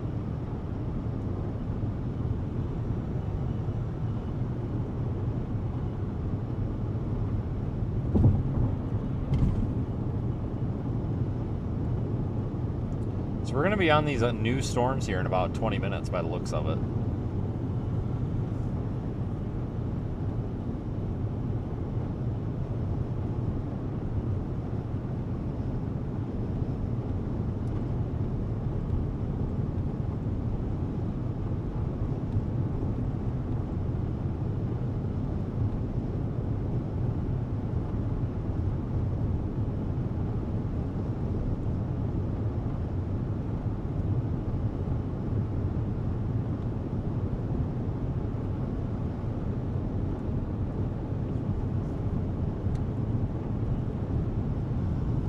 Well, yeah, it's because it's a 2003. I mean, 250,000 miles, that's nothing, honestly.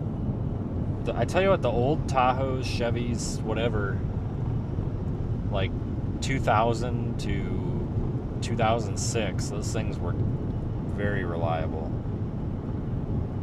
Very reliable. Cheap to fix, too, because everybody will work, even today, like, people will still work on them. It's no big deal, not complicated.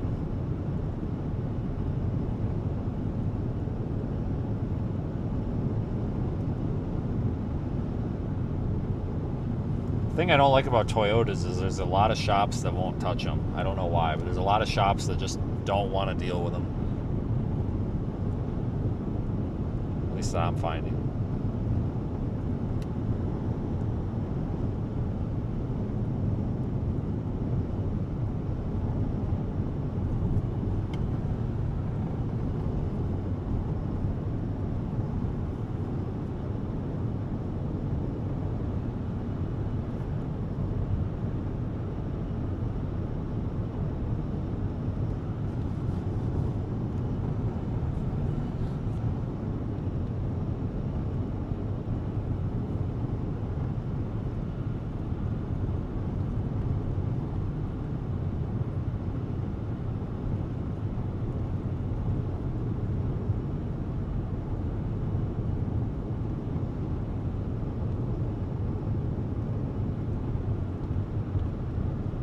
Yeah, diesel prices do suck right now, but yeah, I'm glad I don't drive something diesel right now. Jesus, that would be ridiculous. I don't know though, guys. If you've got a diesel and if you're not towing, and you've got a good aftermarket tune on it, like a good one, not just some piece of crap you bought off of eBay, like you actually have somebody go through and do a nice job with it that knows what they're doing. There's some people that are getting 22, 23 miles a gallon going down the road with a big diesel truck, not pulling. So you can get okay mileage with one, but not necessarily from the factory.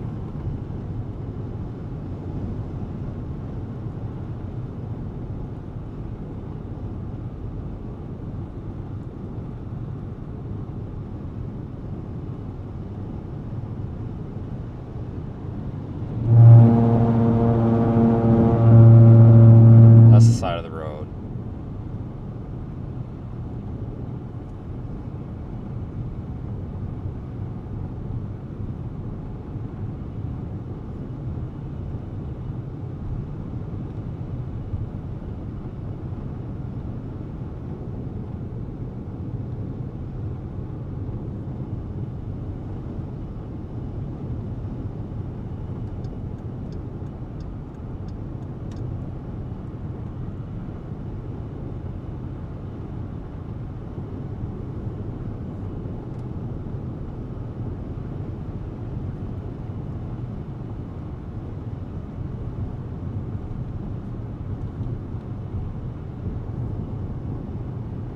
This is pretty. We need a camera. We need like a web camera out, or a weather camera out here. Because there's quite a few showers and storms and stuff.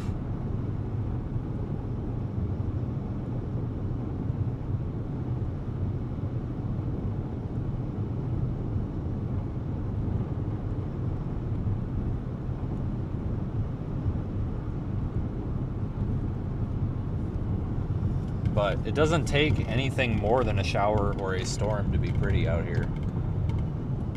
Honestly, maybe that's what I need to work on. We need the cyclone port network out here. I would actually like to get some weather cameras up in the mountains in Colorado. I think it would be cool, and I know that it would be a process, but I know we could do it as long as we did it properly. I would like to put one up there, like the route we usually go when we're out in the San Juans. I think it would be cool to put one like up on Engineer Pass or something. There is some infrastructure up there, because there's some like I don't know what they are, but there's some sort of like monitor for, I don't know, like river gauge monitors or something. I don't know, or snow melt monitor. I don't know. There is something out there. Like if you put a couple batteries and a solar panel and a small Starlink dish, we could totally have something up there. I think it would be so cool in the middle of winter. So I don't know. That's gonna be maybe my side quest over the winter, is like, what strange remote places can we stick a weather camera? Because like right here, like how perfect is this? This is cool.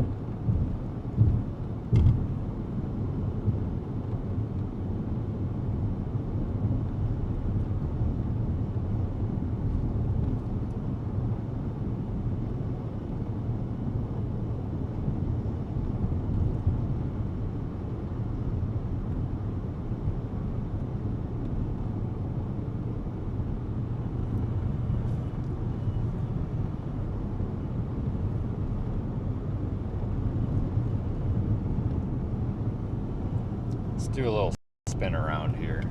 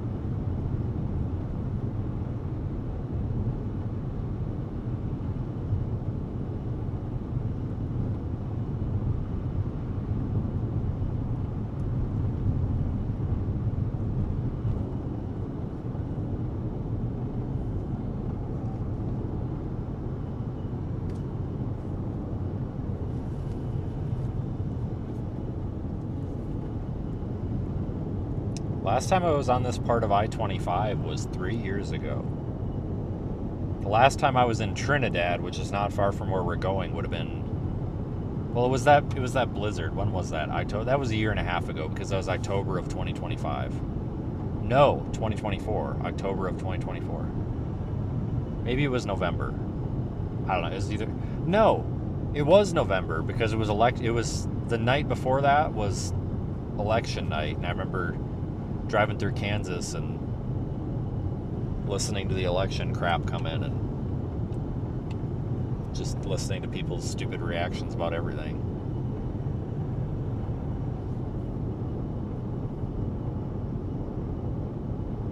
I forgot about that. But yeah, that was in November. But yeah, that was last time I was up in Trinidad. Last time I was between Springer and Colorado on I-25 like I am right now would have been 3 years ago. They did severe warn that storm north of Des Moines, New Mexico.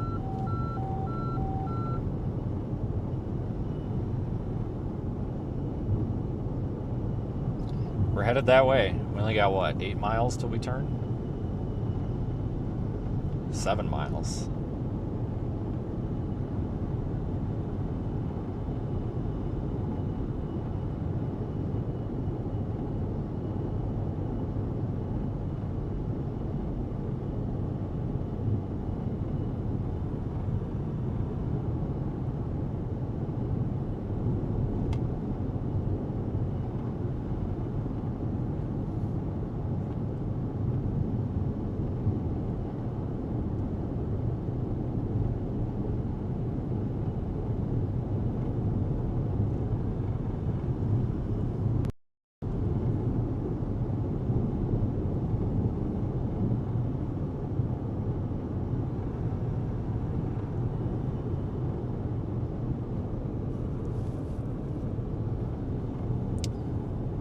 Yeah, I've never seen a tornado here, but there have been some. Not super common, but it can happen.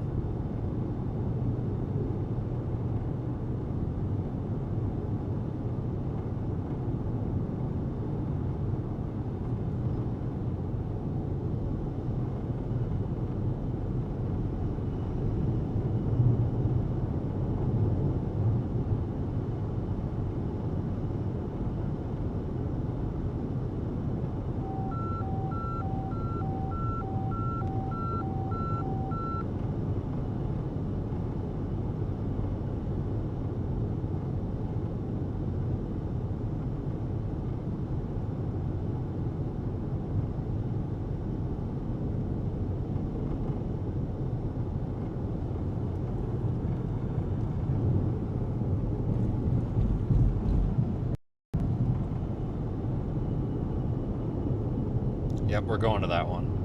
A little severe warning. That's where we're headed.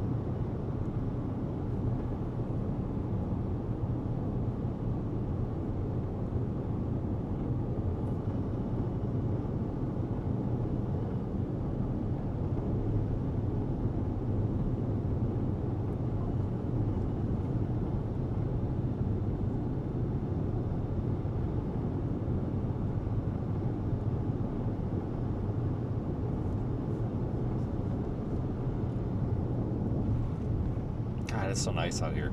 It's quiet too. We're at 6,600 feet. Like, we're up here. But I don't know if this, I don't know, like, this might just be my own way that I am, but I feel like it's quieter at this elevation. It just seems like it's always quieter. I don't know. I like it out here. All right, yeah, there we go. 63.79 is the official. But I'm getting 65.38 on the GPS.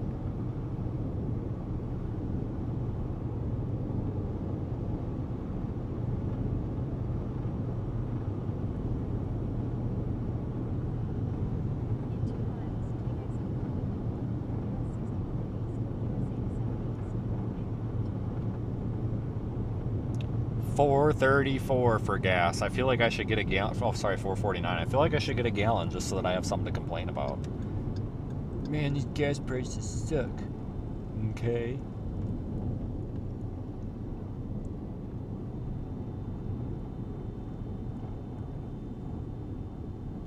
I'm gonna stop at this Maverick real quick. And I just need something to eat. I'm dying. The tornado hit in Springer a couple years ago? Really? I didn't know about that. I had no idea that happened. I imagine a lot of people probably didn't because there's not a lot out here and people just don't. The news just doesn't travel. But yeah, it's pretty out here, man. I tell you what. Head northwest on I-25 Business. Continue on I-25 Business for 1.5 miles. This is a good Maverick too, if I remember right.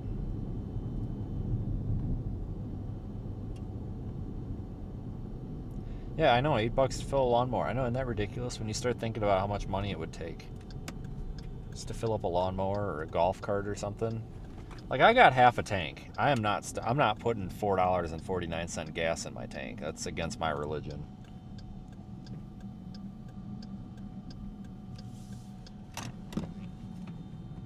I tell you what, I will go in and hopefully they have some pizza. Let's park next to this Brodozer with way too little tires. If you're going to put like a 6-inch lift on your truck, you got to have tires that aren't 30 inches.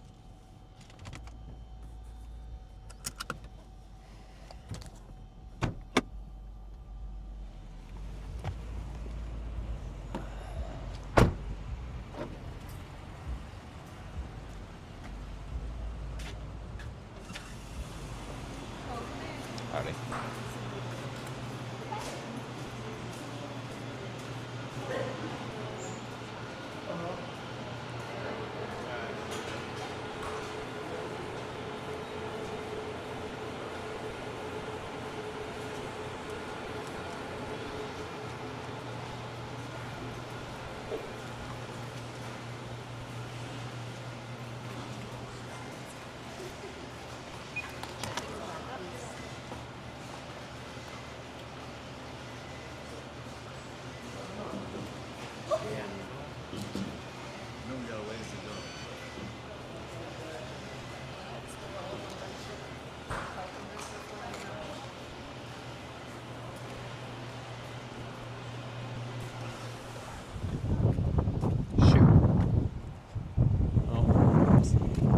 Oversized load in there, took all the pizza.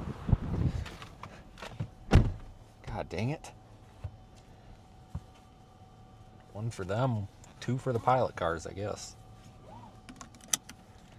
God, they're out of pizza. Maverick has the best pizza too. I'm so pissed. A freaking wide load in there. 1 for them, 2 for the freaking pilot cars, and no pizza left. I'm just like, God dang it.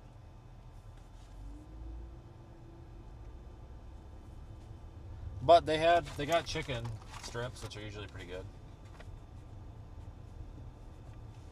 For 1 mile. Maverick's got good food. I'm a big fan of them. Much better than the Loves or anything. It's more of an out west thing.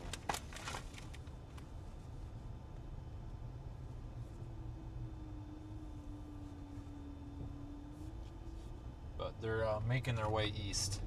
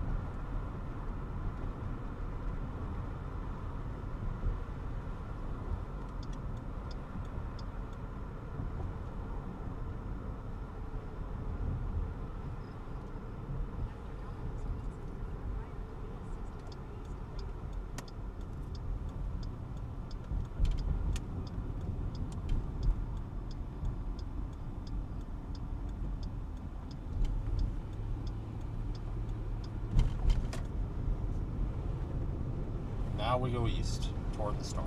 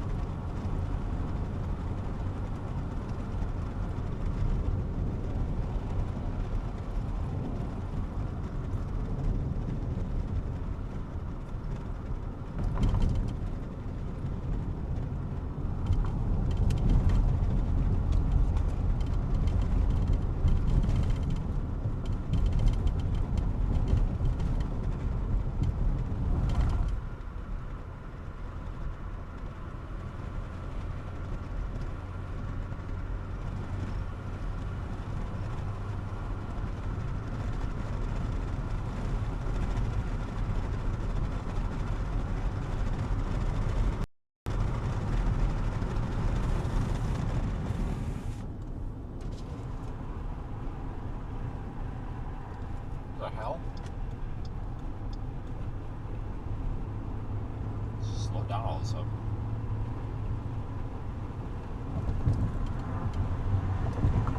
That's our target storm up there.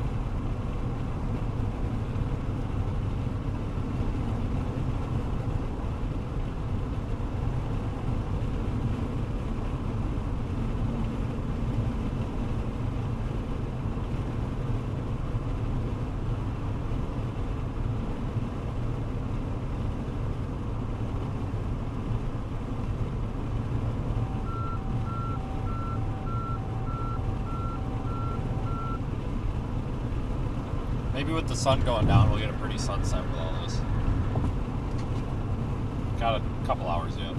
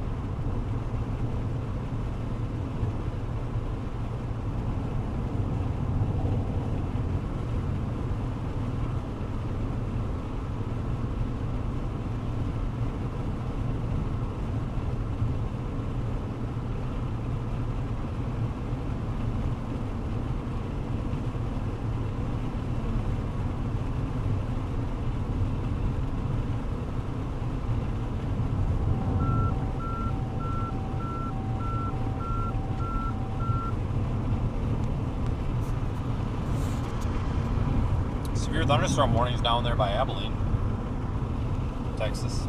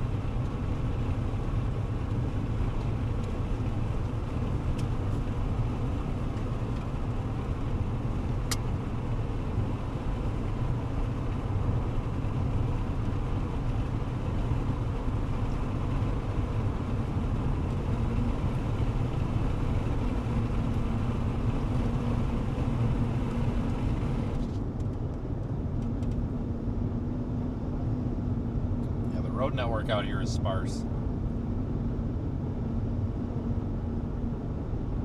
There's some roads if you really zoom in on the map up there in the far northeast corner of the state, and they're actually decent roads.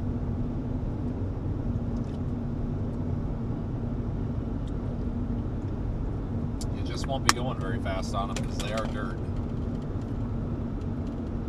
gravel, or graveling.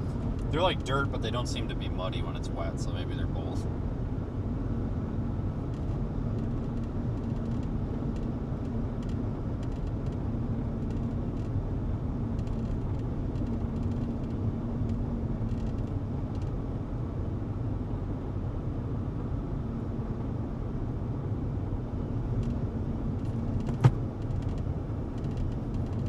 Glad we came this way. Versus just going back the way we came.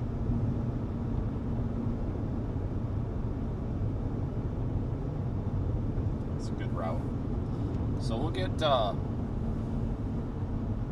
close with this severe thunderstorm warning. That's that big puffy white cloud on the right.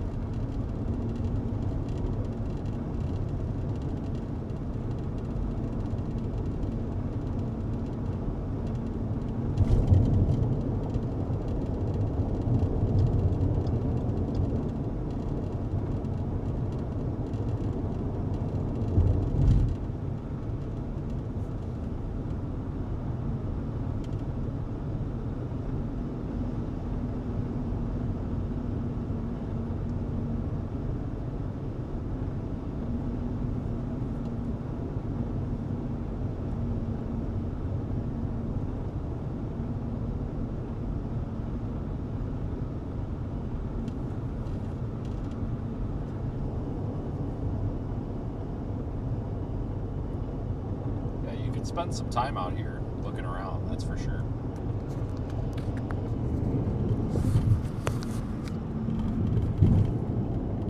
It's probably a good thing we came out. Seems like we have a lot of people that have interest out here.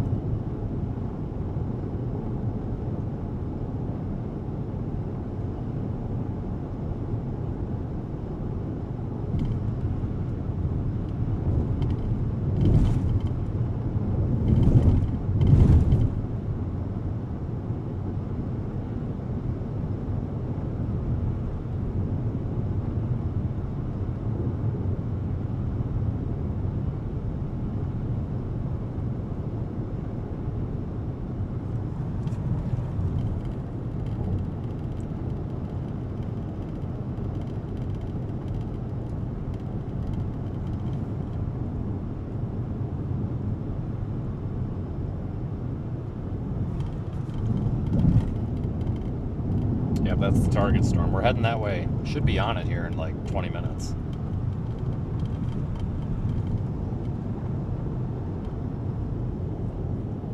Glad you could spend the evening with us, though. Super chat counter's broken again, so is chat. I hope they fix that.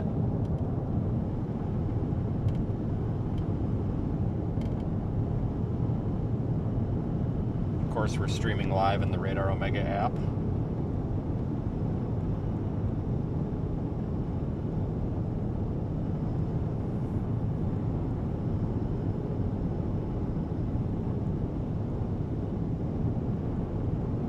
This is why I like it out here. I mean, it's interesting. Like, I like interesting places. I mean, yeah, it's fine when you get storms and stuff in like the middle of nowhere in the central US. That's fine. But like out here, it's really cool, interesting to watch.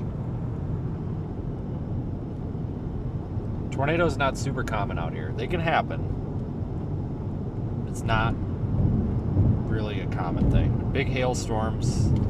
Yes, for sure. We're at 6,775 feet, so almost 7,000 feet. In about, I think it's like 3 or 4 miles, we'll be coming down. There we go, 6,850. I don't know if we're gonna hit 7,000 or not.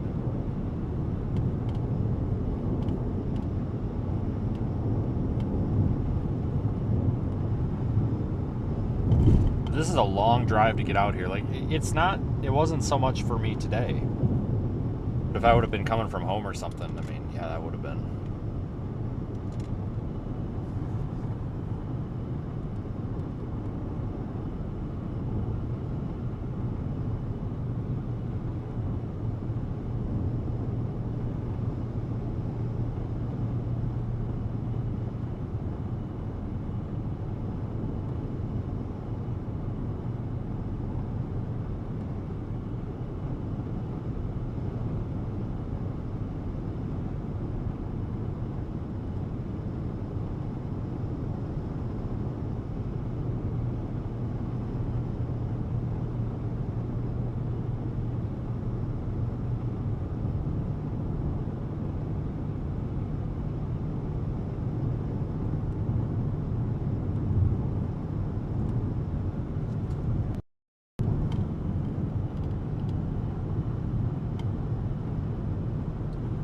There goes 6,900 feet. I don't think we're gonna hit 7,000 though.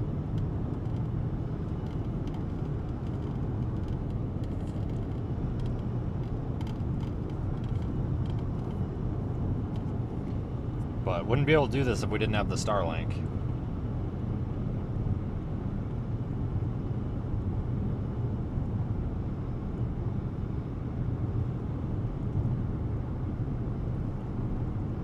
No cell signal right now.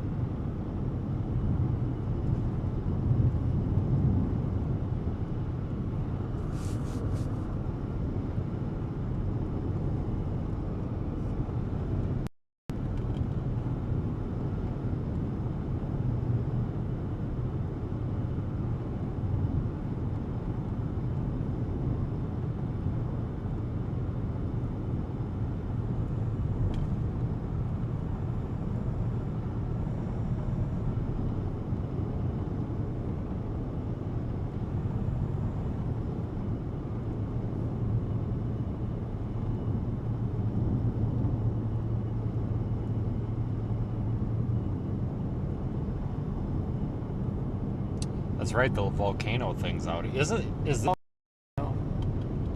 the volcano right there? Hang on. Is that it? Hang on. Is that it? I think it is. Is that it? Is that our volcano? I thought it was farther east. I don't know. One of you guys probably knows. Is that it? Oh, hey, we just hit 7,050 feet. So we are. Oh, that is it? Okay, that's what I thought. Well, I guess we're only about 10 miles from it, so that checks out.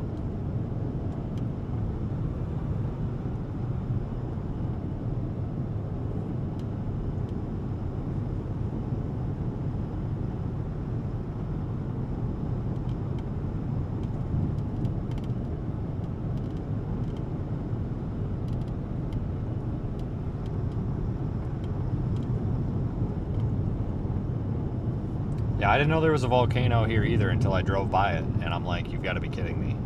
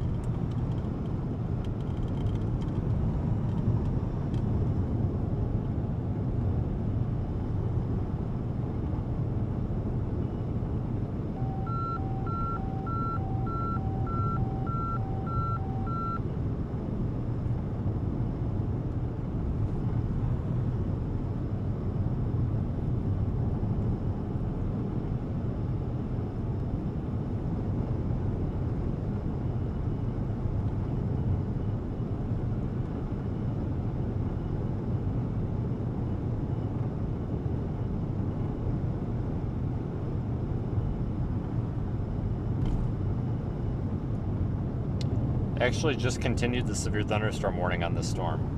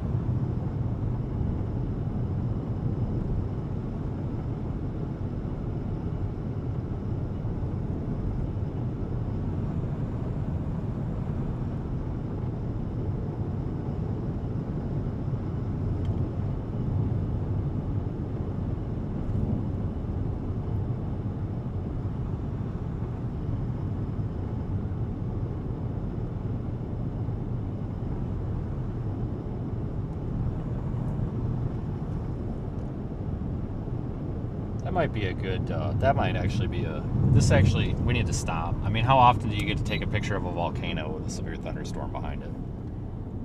I mean, for Christ's sakes. Like, it's a fucking volcano, for God's sakes. I mean, it hasn't done any sort of volcano action for like 60,000 years or whatever it is, but still.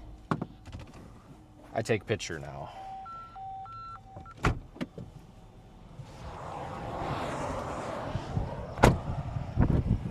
Run across traffic. Man, Chief Woodyard would not like this.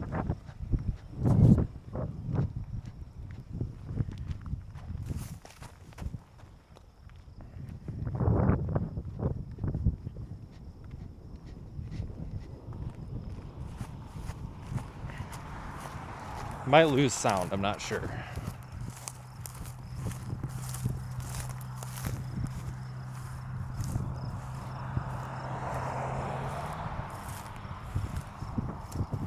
Head west on US 64, US 87.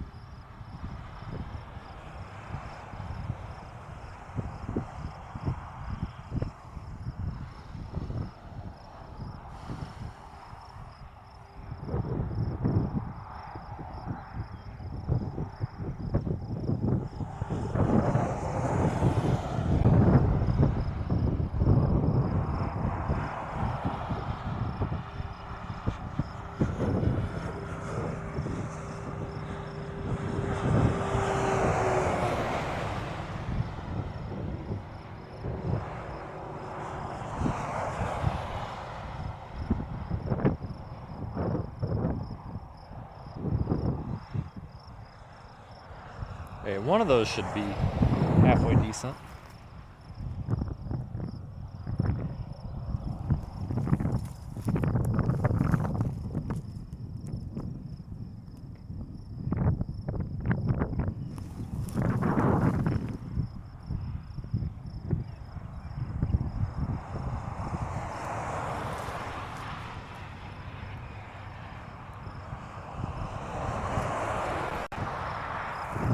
Alright, I'm gonna go run across this busy highway now.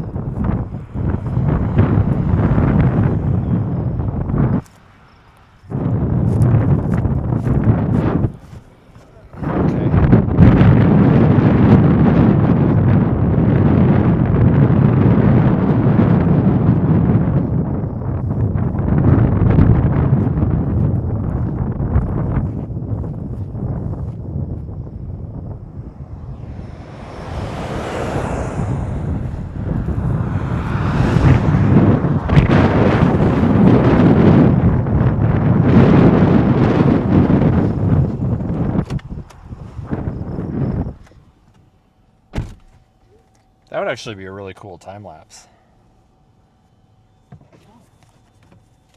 If I felt like sitting here. I don't feel like sitting here.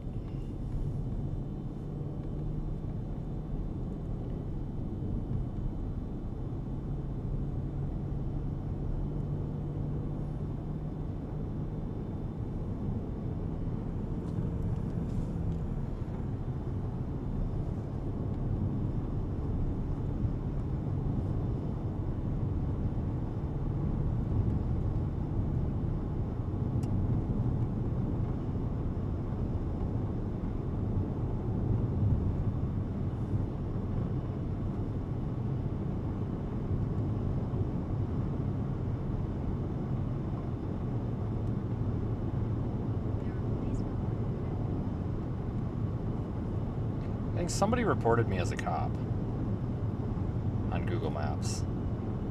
One report 2 minutes ago. Dude, somebody totally reported me as a cop, didn't they?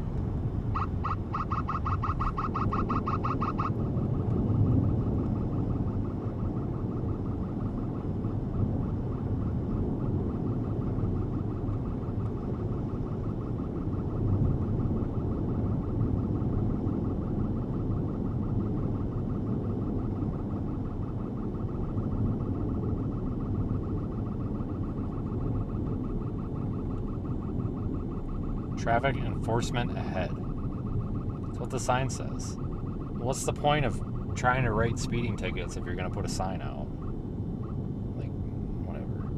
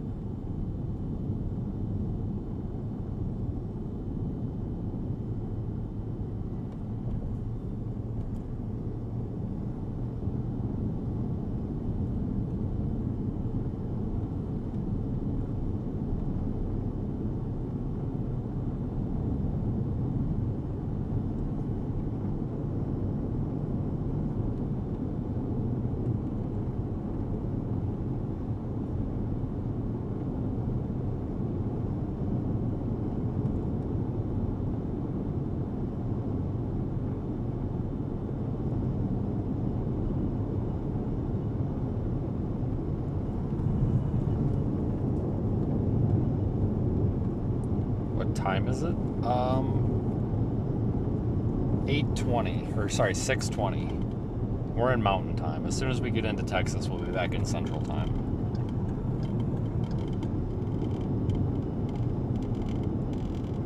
Okay, there's a shirtless dude with a green mohawk on the side of the road taking a picture back there. All right. You do you, man. It's all good.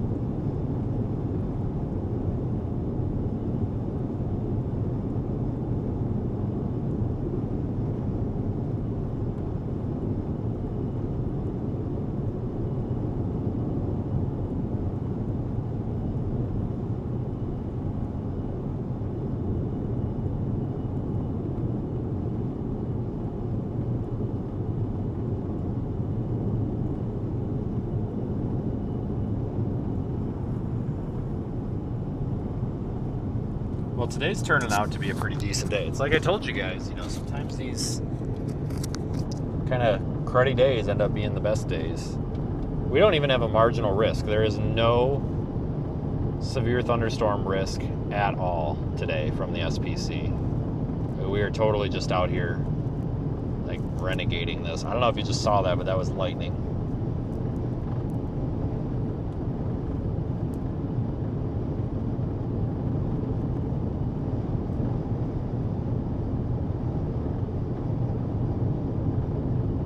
Another suicidal bird.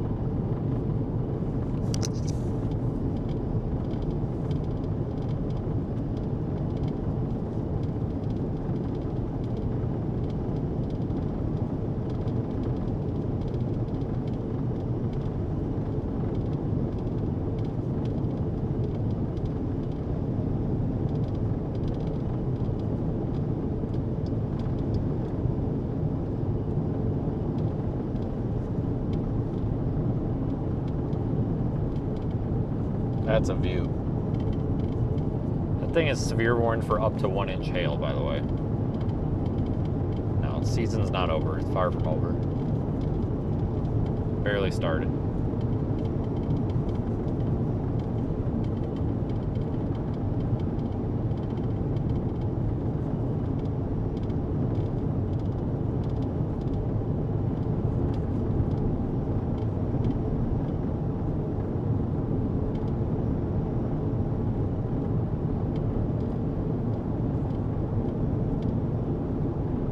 Can you imagine if there was a tornado in there? Wouldn't that be something?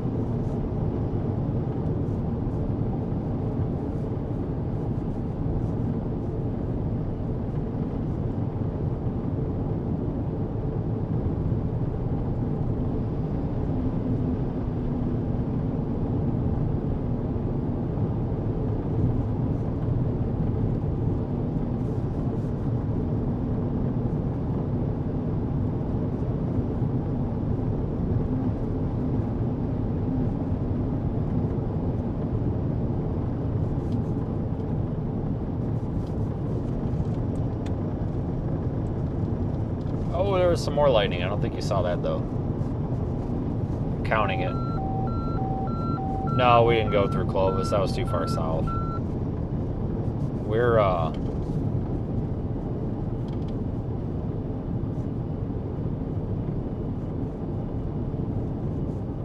we came in through Clayton, northeast New Mexico. All right, so this is Des Moines. Not to be confused with Des Moines, Iowa.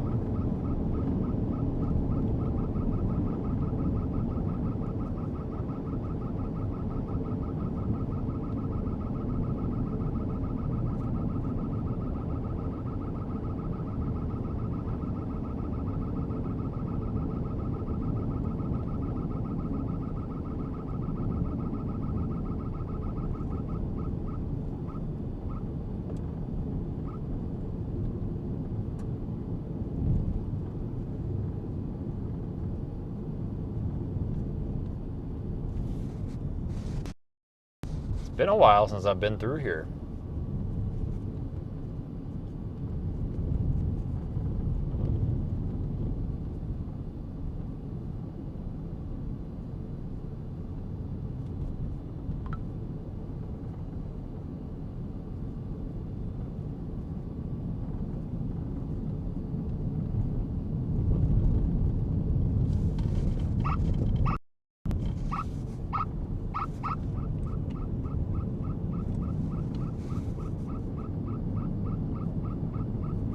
Oh, that's pretty.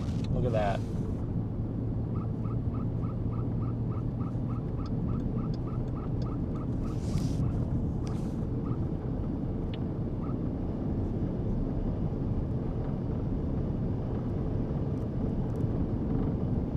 No, I don't think we were up here last year either. We're going to keep continuing down the road because this storm is coming this way. So if we can get a little farther southeast, then it should cross the road as we are, close to where we are anyway.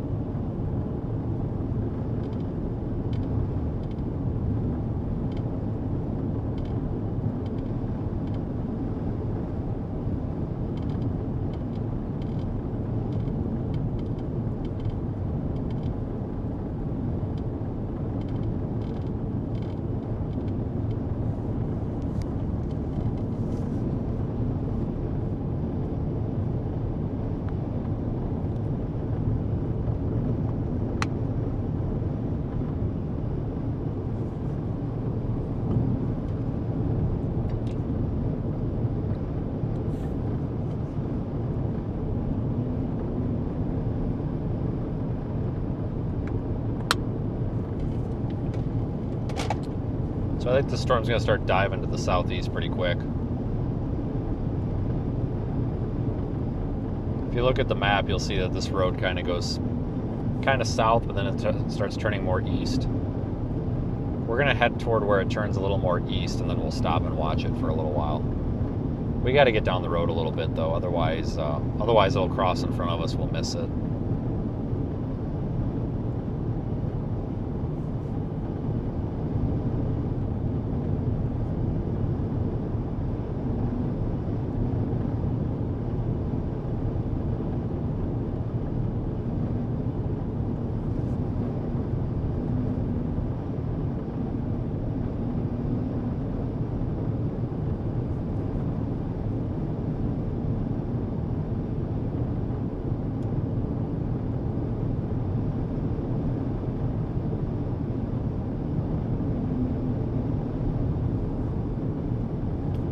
It's a decent looking storm, I agree.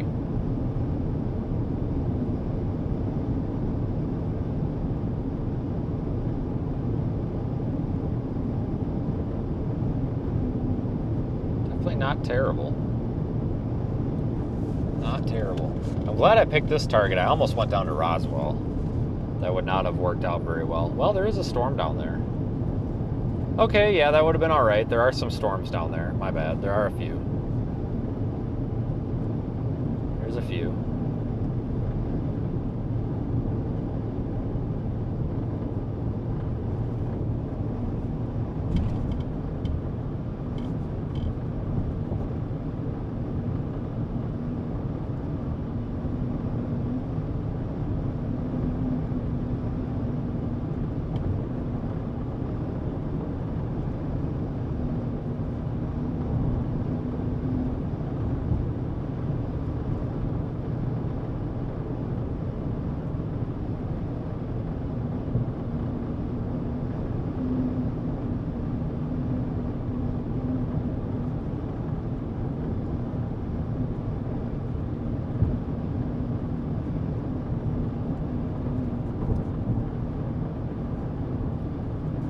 Couple minutes here, they might extend that severe thunderstorm warning, and they might include us.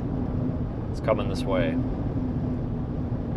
It's gonna start moving out of its polygon here before too long, but it's for 1.5 inch hail now, by the way. I think they increased it a little bit.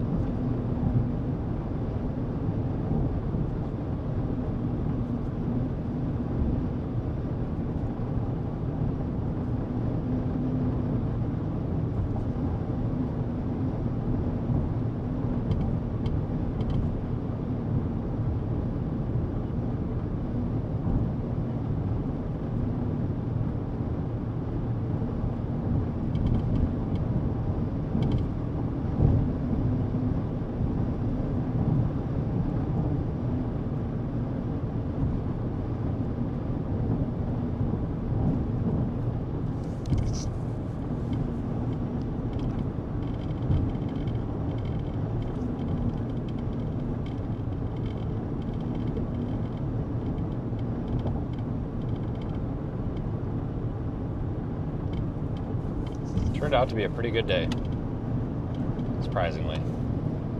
I had extremely low expectations for today.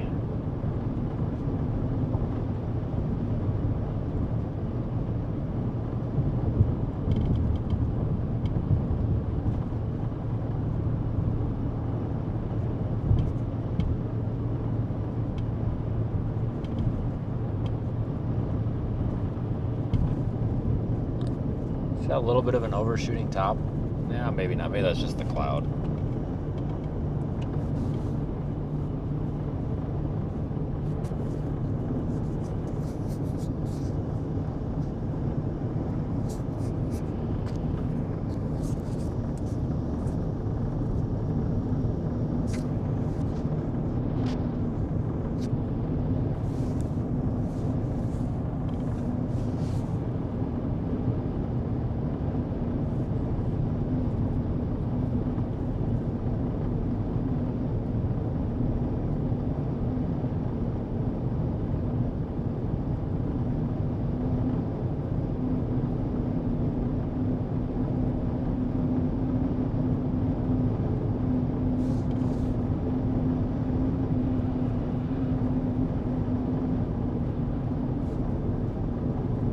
Honestly, the structure is really not that impressive. But for a day like today, you can't complain.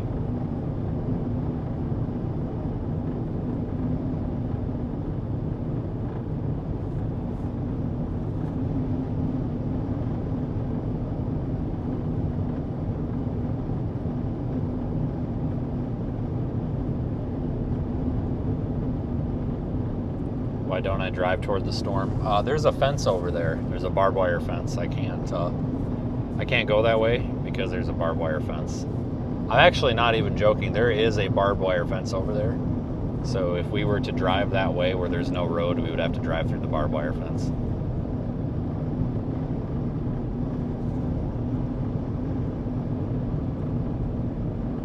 That would pose a few problems, I think.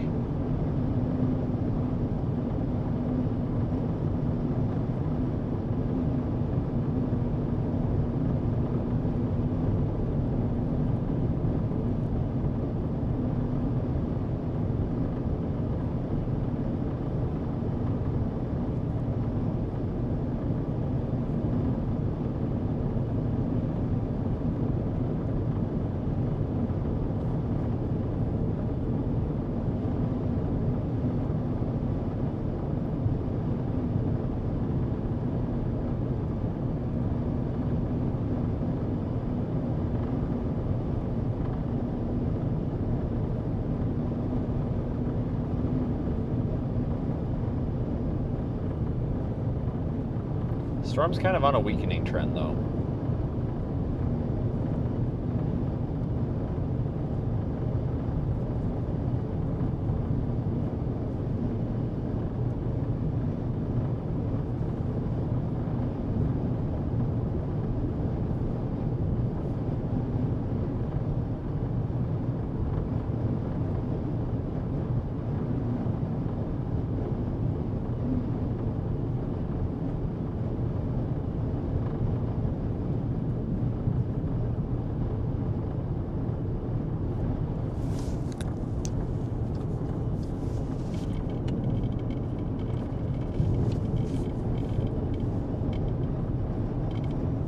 Yeah, it's definitely not structure of the year. It's just kind of a glorified rain shower, but I'll take it.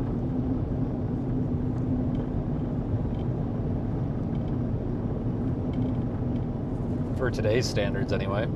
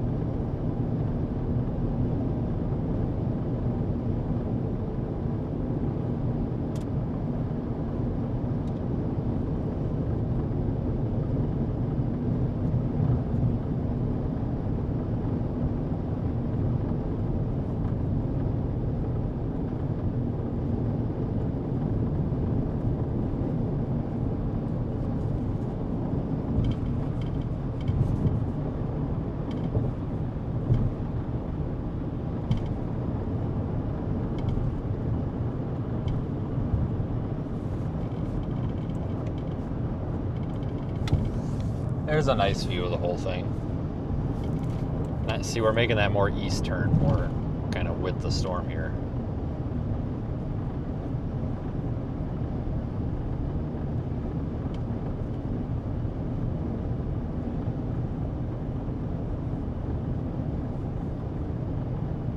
Oh, there was lightning. I don't know if the camera caught it.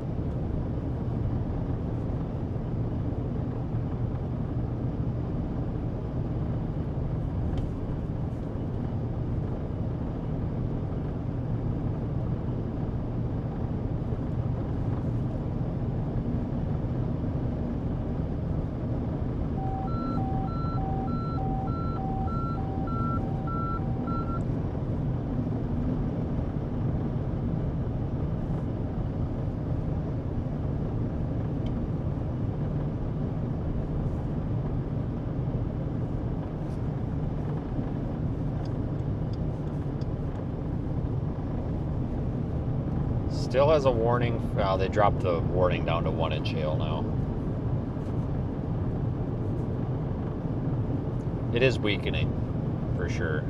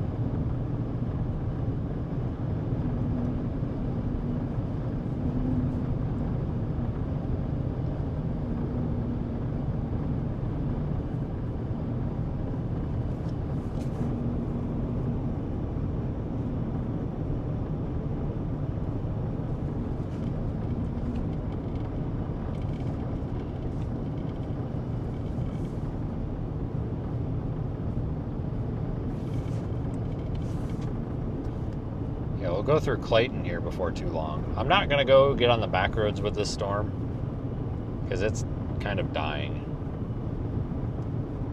And honestly, what you see is what you get. Right there. About it. It's good to look at, though. It's pretty. About 20 minutes from Clayton, I think.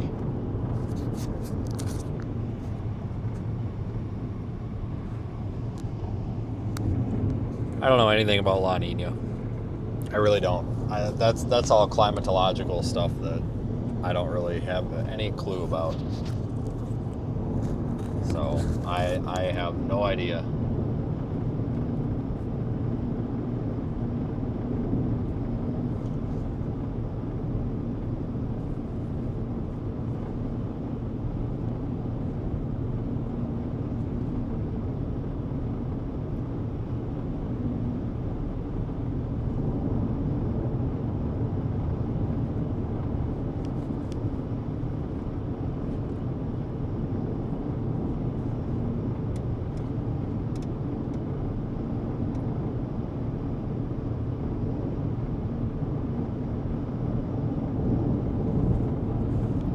They've got a flash flood warning up there too, where the storm has been.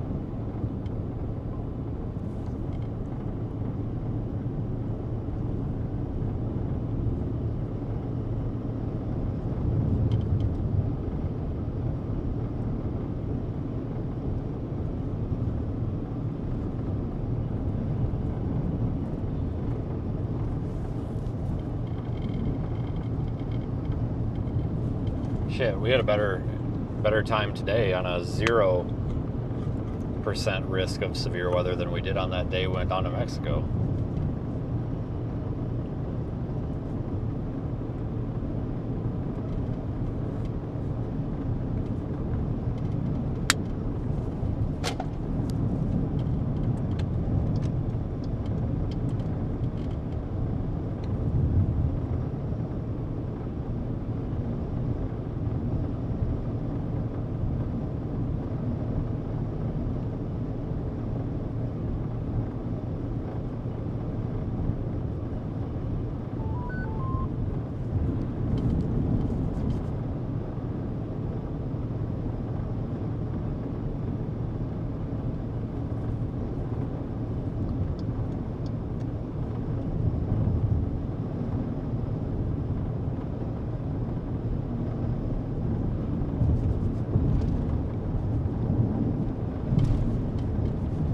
Well, this road went to shit. Alright, we're not going to be in that lane for a while. There's like giant holes all over it.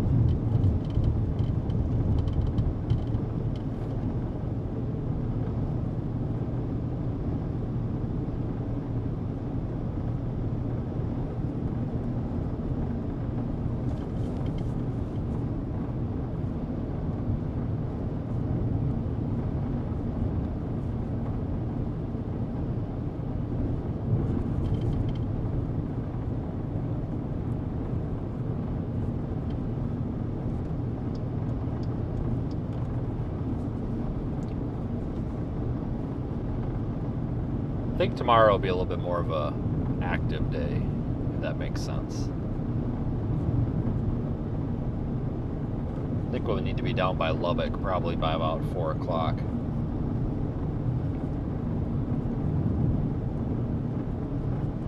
Give or take.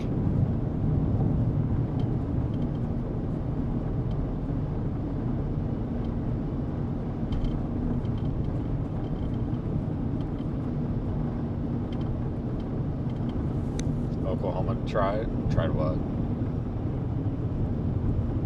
Oh. Yeah, you can't, the whole like Kansas, here's the thing. This is what I tell a lot of people. I can make a Facebook post and rile up a bunch of people and say that I'm calling for a task force to investigate cats. You know, anybody can call for anything. I can call for the deportation of Canadian people. You know, I can call for anything. And it's just a bunch of noise to me. It's stupid. You can't restrict the roads to certain people for no reason. It's just not.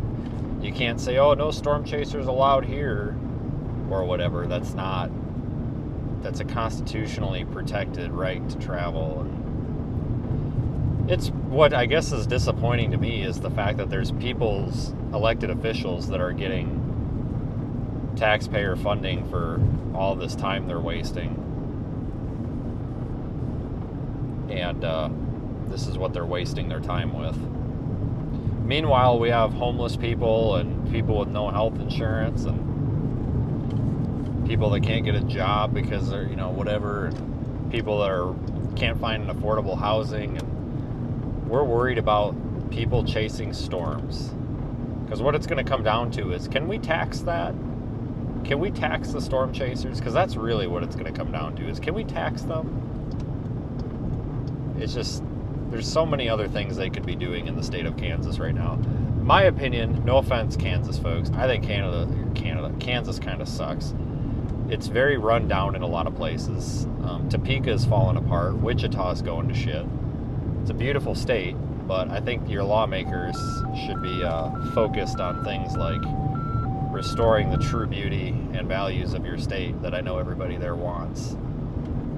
Meanwhile, we're worried about if we can, basically if we can tax somebody for something. It's basically what it comes down to. Hey, here's an opportunity. I wonder if we could tax them. Charge them $20 a month to chase storms. That's basically what it's going to come down to. They can't do that, but that's probably what they're going to try to do here, because, you know, anything we can get a tax for. I tell you what.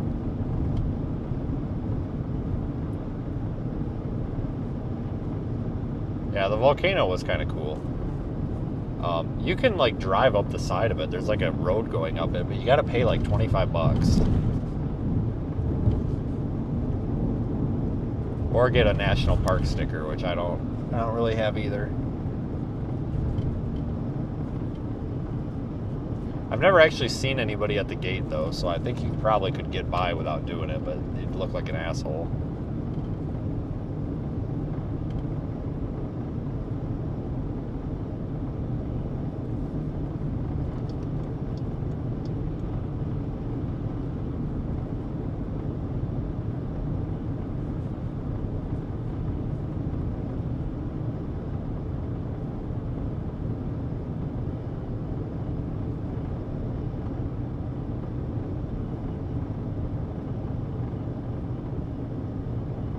No, it is because somebody got their feelings hurt, basically. That's what it is. They'll get over it. That's the thing with social media, though. Remember, 20 years ago, people didn't have a platform like this. Now you can take any issue that you want and make a big deal about it, and then it just appears like that's a big deal when it's not. It gives you the ability to reach millions of people in a few hours, which is fine, but it makes it seem like people are always bitching about stuff when I don't think they are. It's just that you see it more. And I think people are bitching just as much as they were 20 years ago. You just see it more because it's more accessible.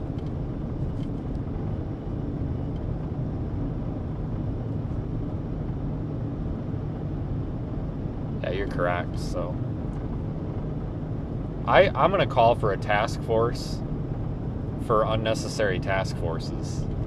I'm going to find somebody that lives in Kansas and see if they can call for a task force to investigate task forces that aren't necessary. See how that goes. Oh, they want to make I-70 a toll road? You've got to be kidding me. We have too many tolls, especially when you drive all over the country. Toll here, toll there. You know how much it cost me to go from Chicago to Buffalo, New York? Like $60 in tolls.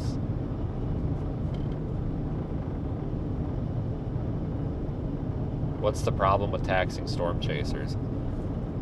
Because the problem is the Constitution. That's the problem. You can't be taxed because you pick up a camera, drive out to your favorite parking lot, and take a picture of a cloud.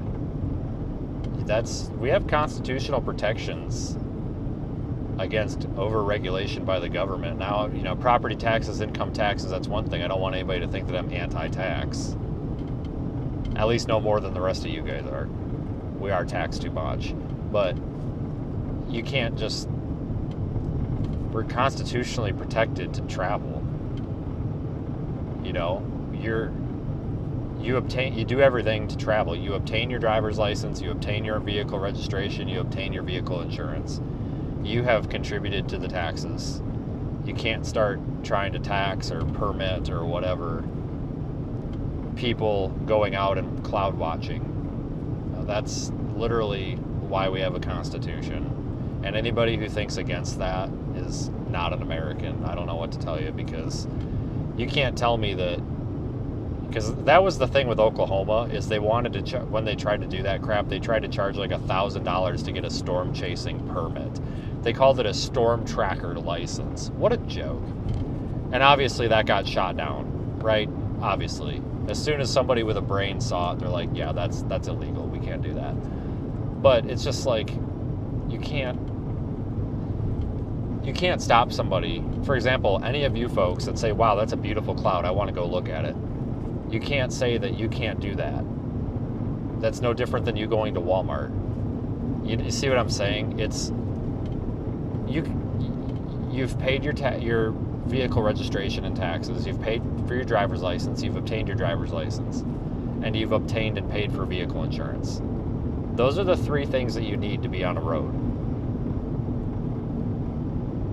So I don't really know how anybody could possibly think that anybody needs to be hit again. It's just very silly. Because what you got to understand, folks, is I pay plenty of taxes. I pay way more taxes than you. I guarantee I pay more taxes than half of you guys. No offense.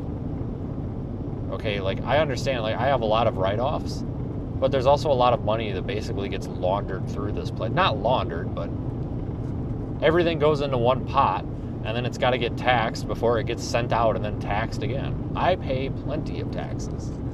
So if anybody's, you know, if we're trying to turn this around as a, oh, you want to get out of paying taxes, that's not it. I pay the same taxes you folks do. You know, like, I'm not saying storm chasers shouldn't be taxed on their taxes. I'm saying you can't just essentially put a tax on an activity. And, you know, somebody brought a lawyer on Twitter actually brought up a really good point. I think his name is Shane. But he brought up a really good point on Twitter. He's a lawyer in Kansas. And he was like, because somebody was like, oh, it's no different than getting a fishing license. And he was like, that's not true. He goes, a fishing license is because of the like ecological impacts and blah, blah, blah. And the hunting license is to control the amount of harvested deer, blah, blah, blah. He had this whole write-up on it. I'm like, thank you. Thank you for somebody with a law degree shutting these people down. Because it's like, good Lord, folks. I can't believe that they want to make I-70 a toll road, though. That's so dumb. Wisconsin tried to make something a toll road. Well, they didn't try hard, but somebody was trying to entice them to make 94 and 90 a toll road. I'm like, oh man, like, we don't need that.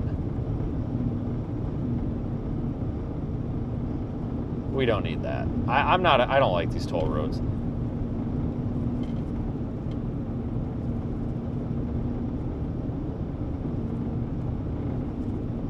Well, the flock system is taking a dump now. You see everybody's cutting down the flock cameras. Like, people are literally vandalizing all the flock cameras, which is absolutely wonderful.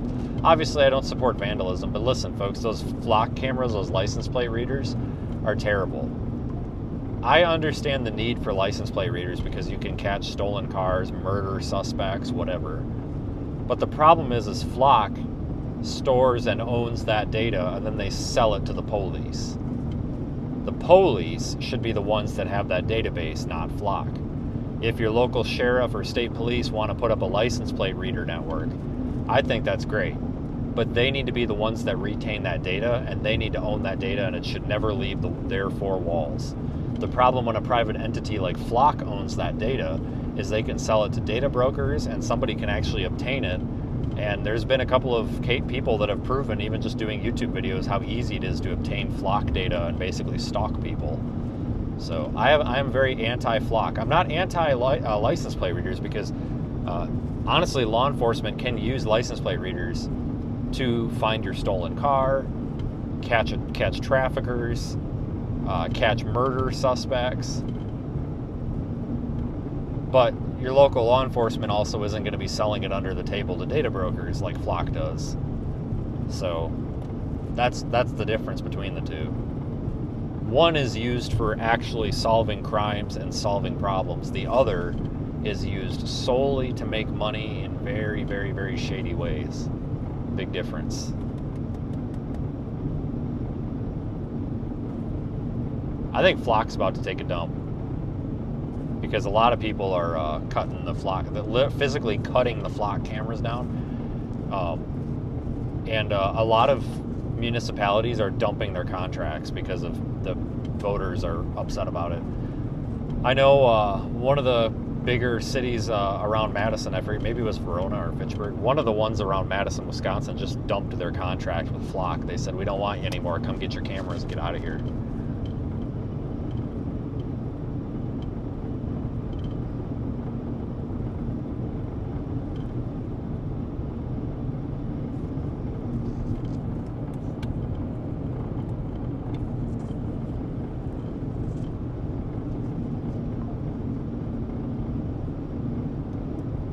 There's actually a website, I think it's called like dflock.net or something like that, where people are literally blogging about taking down their Flock camera. Oh, it's ridiculous, man.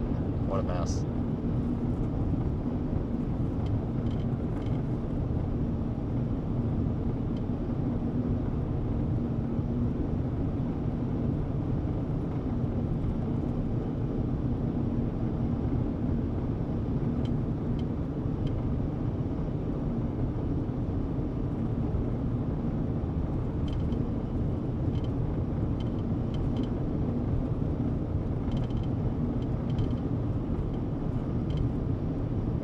East of Lubbock today.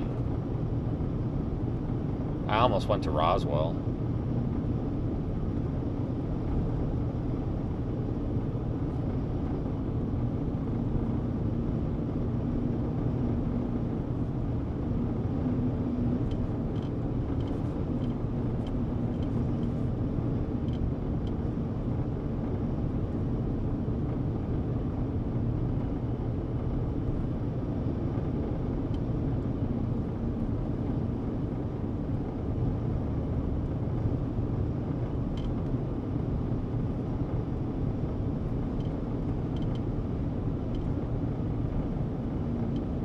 Storm is dying. Yeah, it's been dying for like 20 minutes. It's crapping out.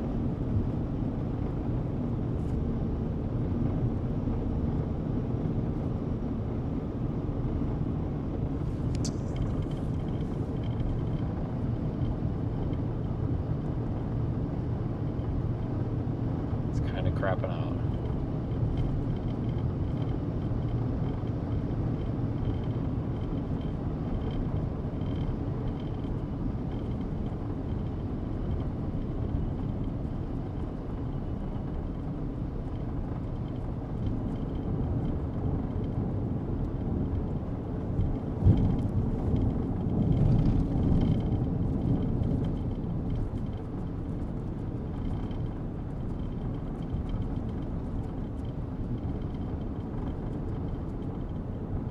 Pretty drive out here, though.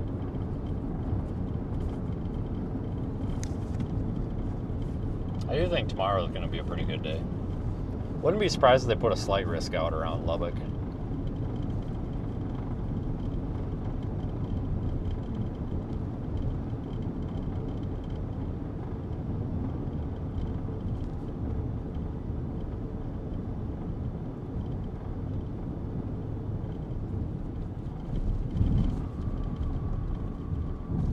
God dang. Fill your potholes. Back in Clayton.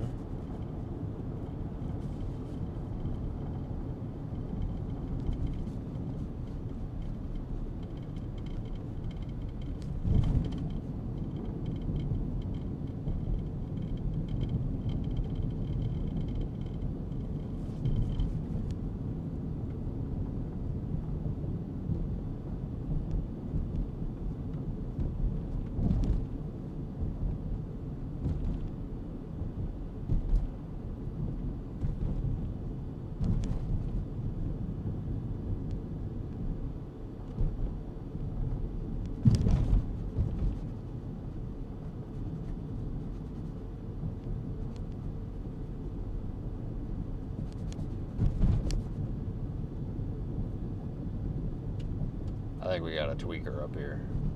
That guy, oh, that guy is tweaking. On the right there, he's like flailing his arms all, oh, he's trying to skateboard. Okay, all right, never mind. He's just like trying to get back on his skateboard. I thought we had a tweaker. We see them time to time.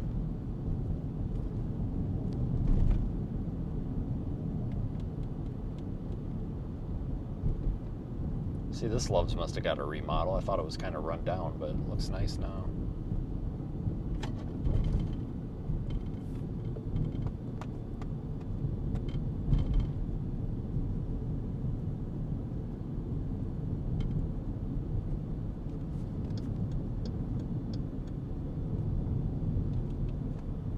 I always thought this was kind of a cool town.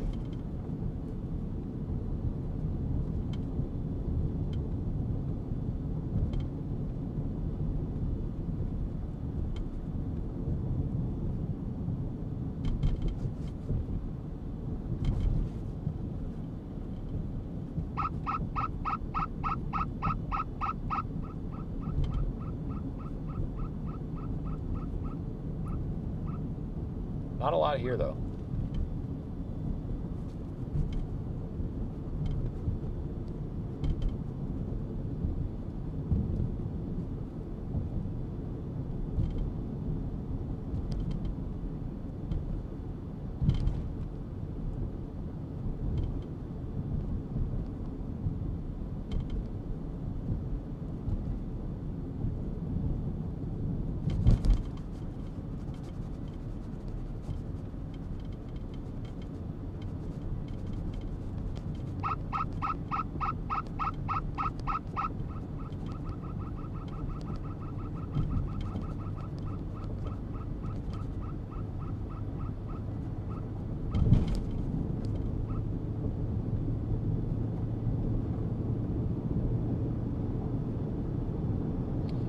Yeah, there is that. Well, there's a. I guess they're building a data center up by up by Pampa, northeast of Amarillo too. I don't know how, because there ain't shit for water out there.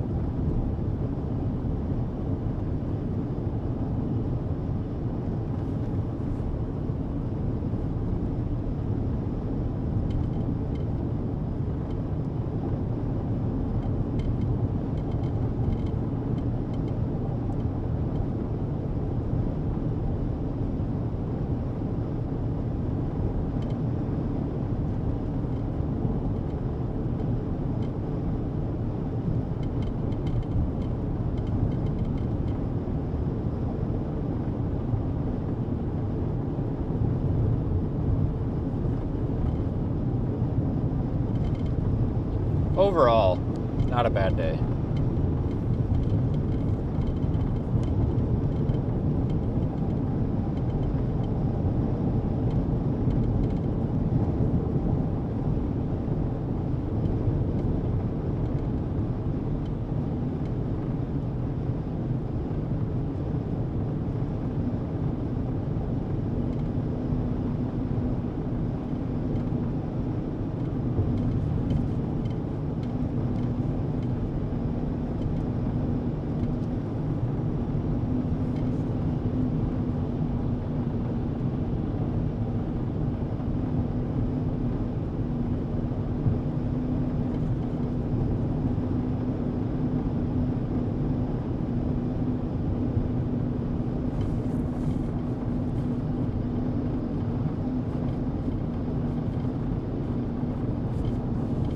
We'll be back in Texas before you know it here.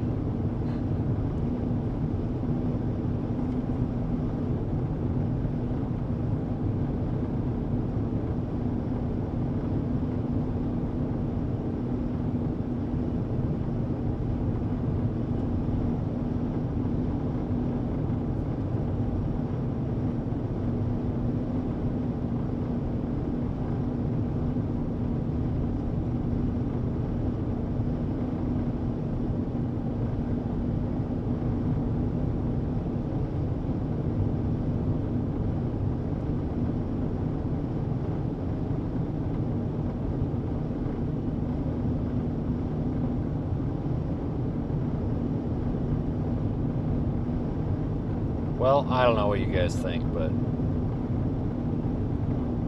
that storm is shot.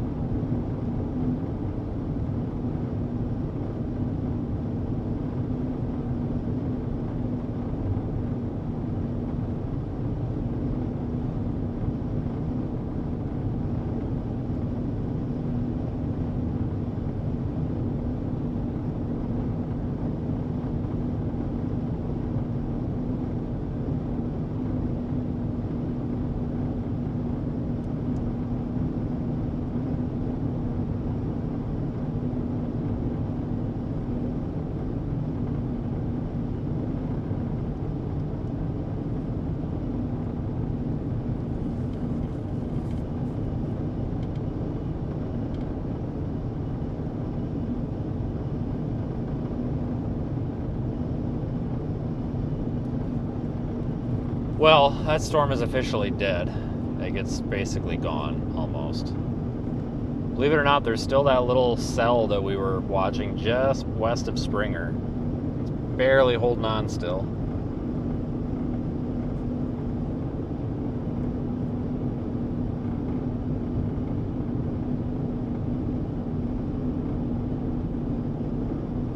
I don't know, guys. I'll probably shut it down. We're pretty much we're pretty much done.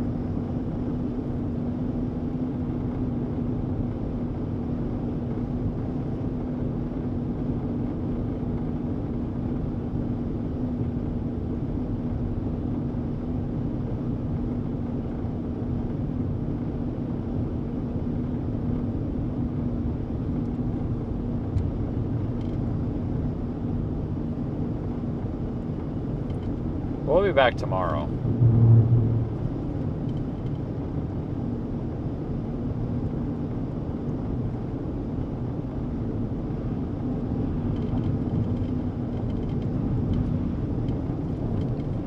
I'm gonna head down to Amarillo. And we are now right there, back in Texas.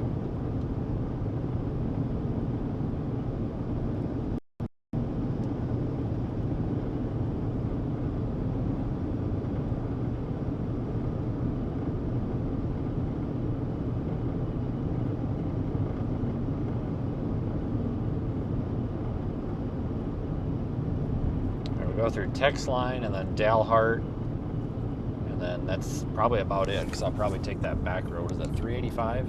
Yeah, 385 down instead of 87.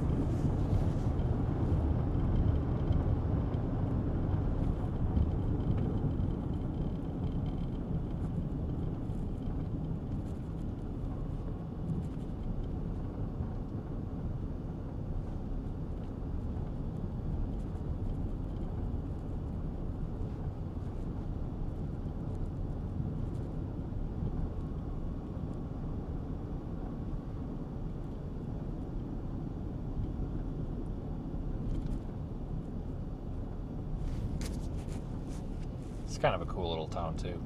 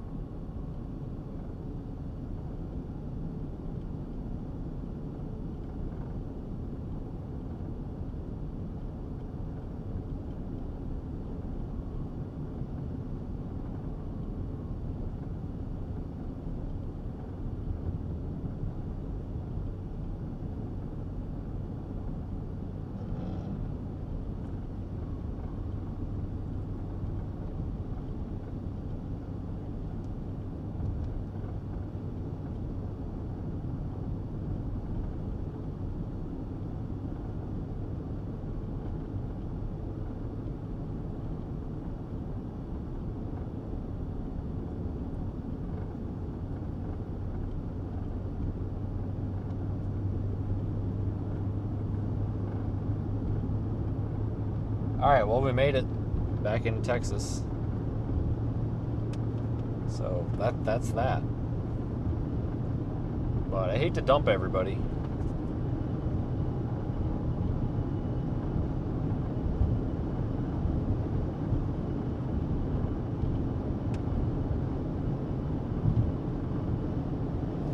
I hate to dump everybody.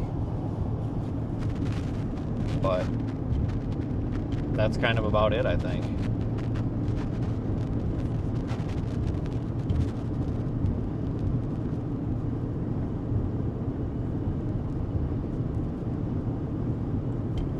So plan on being back tomorrow, most likely.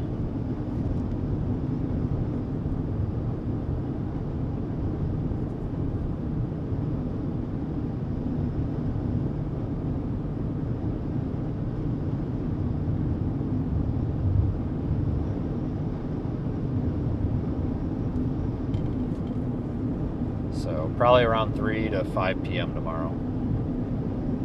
Tomorrow is Friday already, which is ridiculous because I feel like it was just Friday. I don't know where the week went. I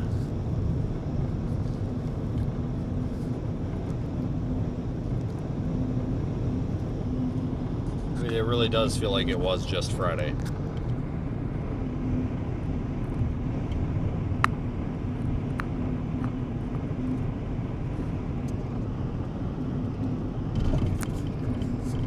All right, everybody. So I hope you guys have a good rest of your evening. Sorry to dump everybody.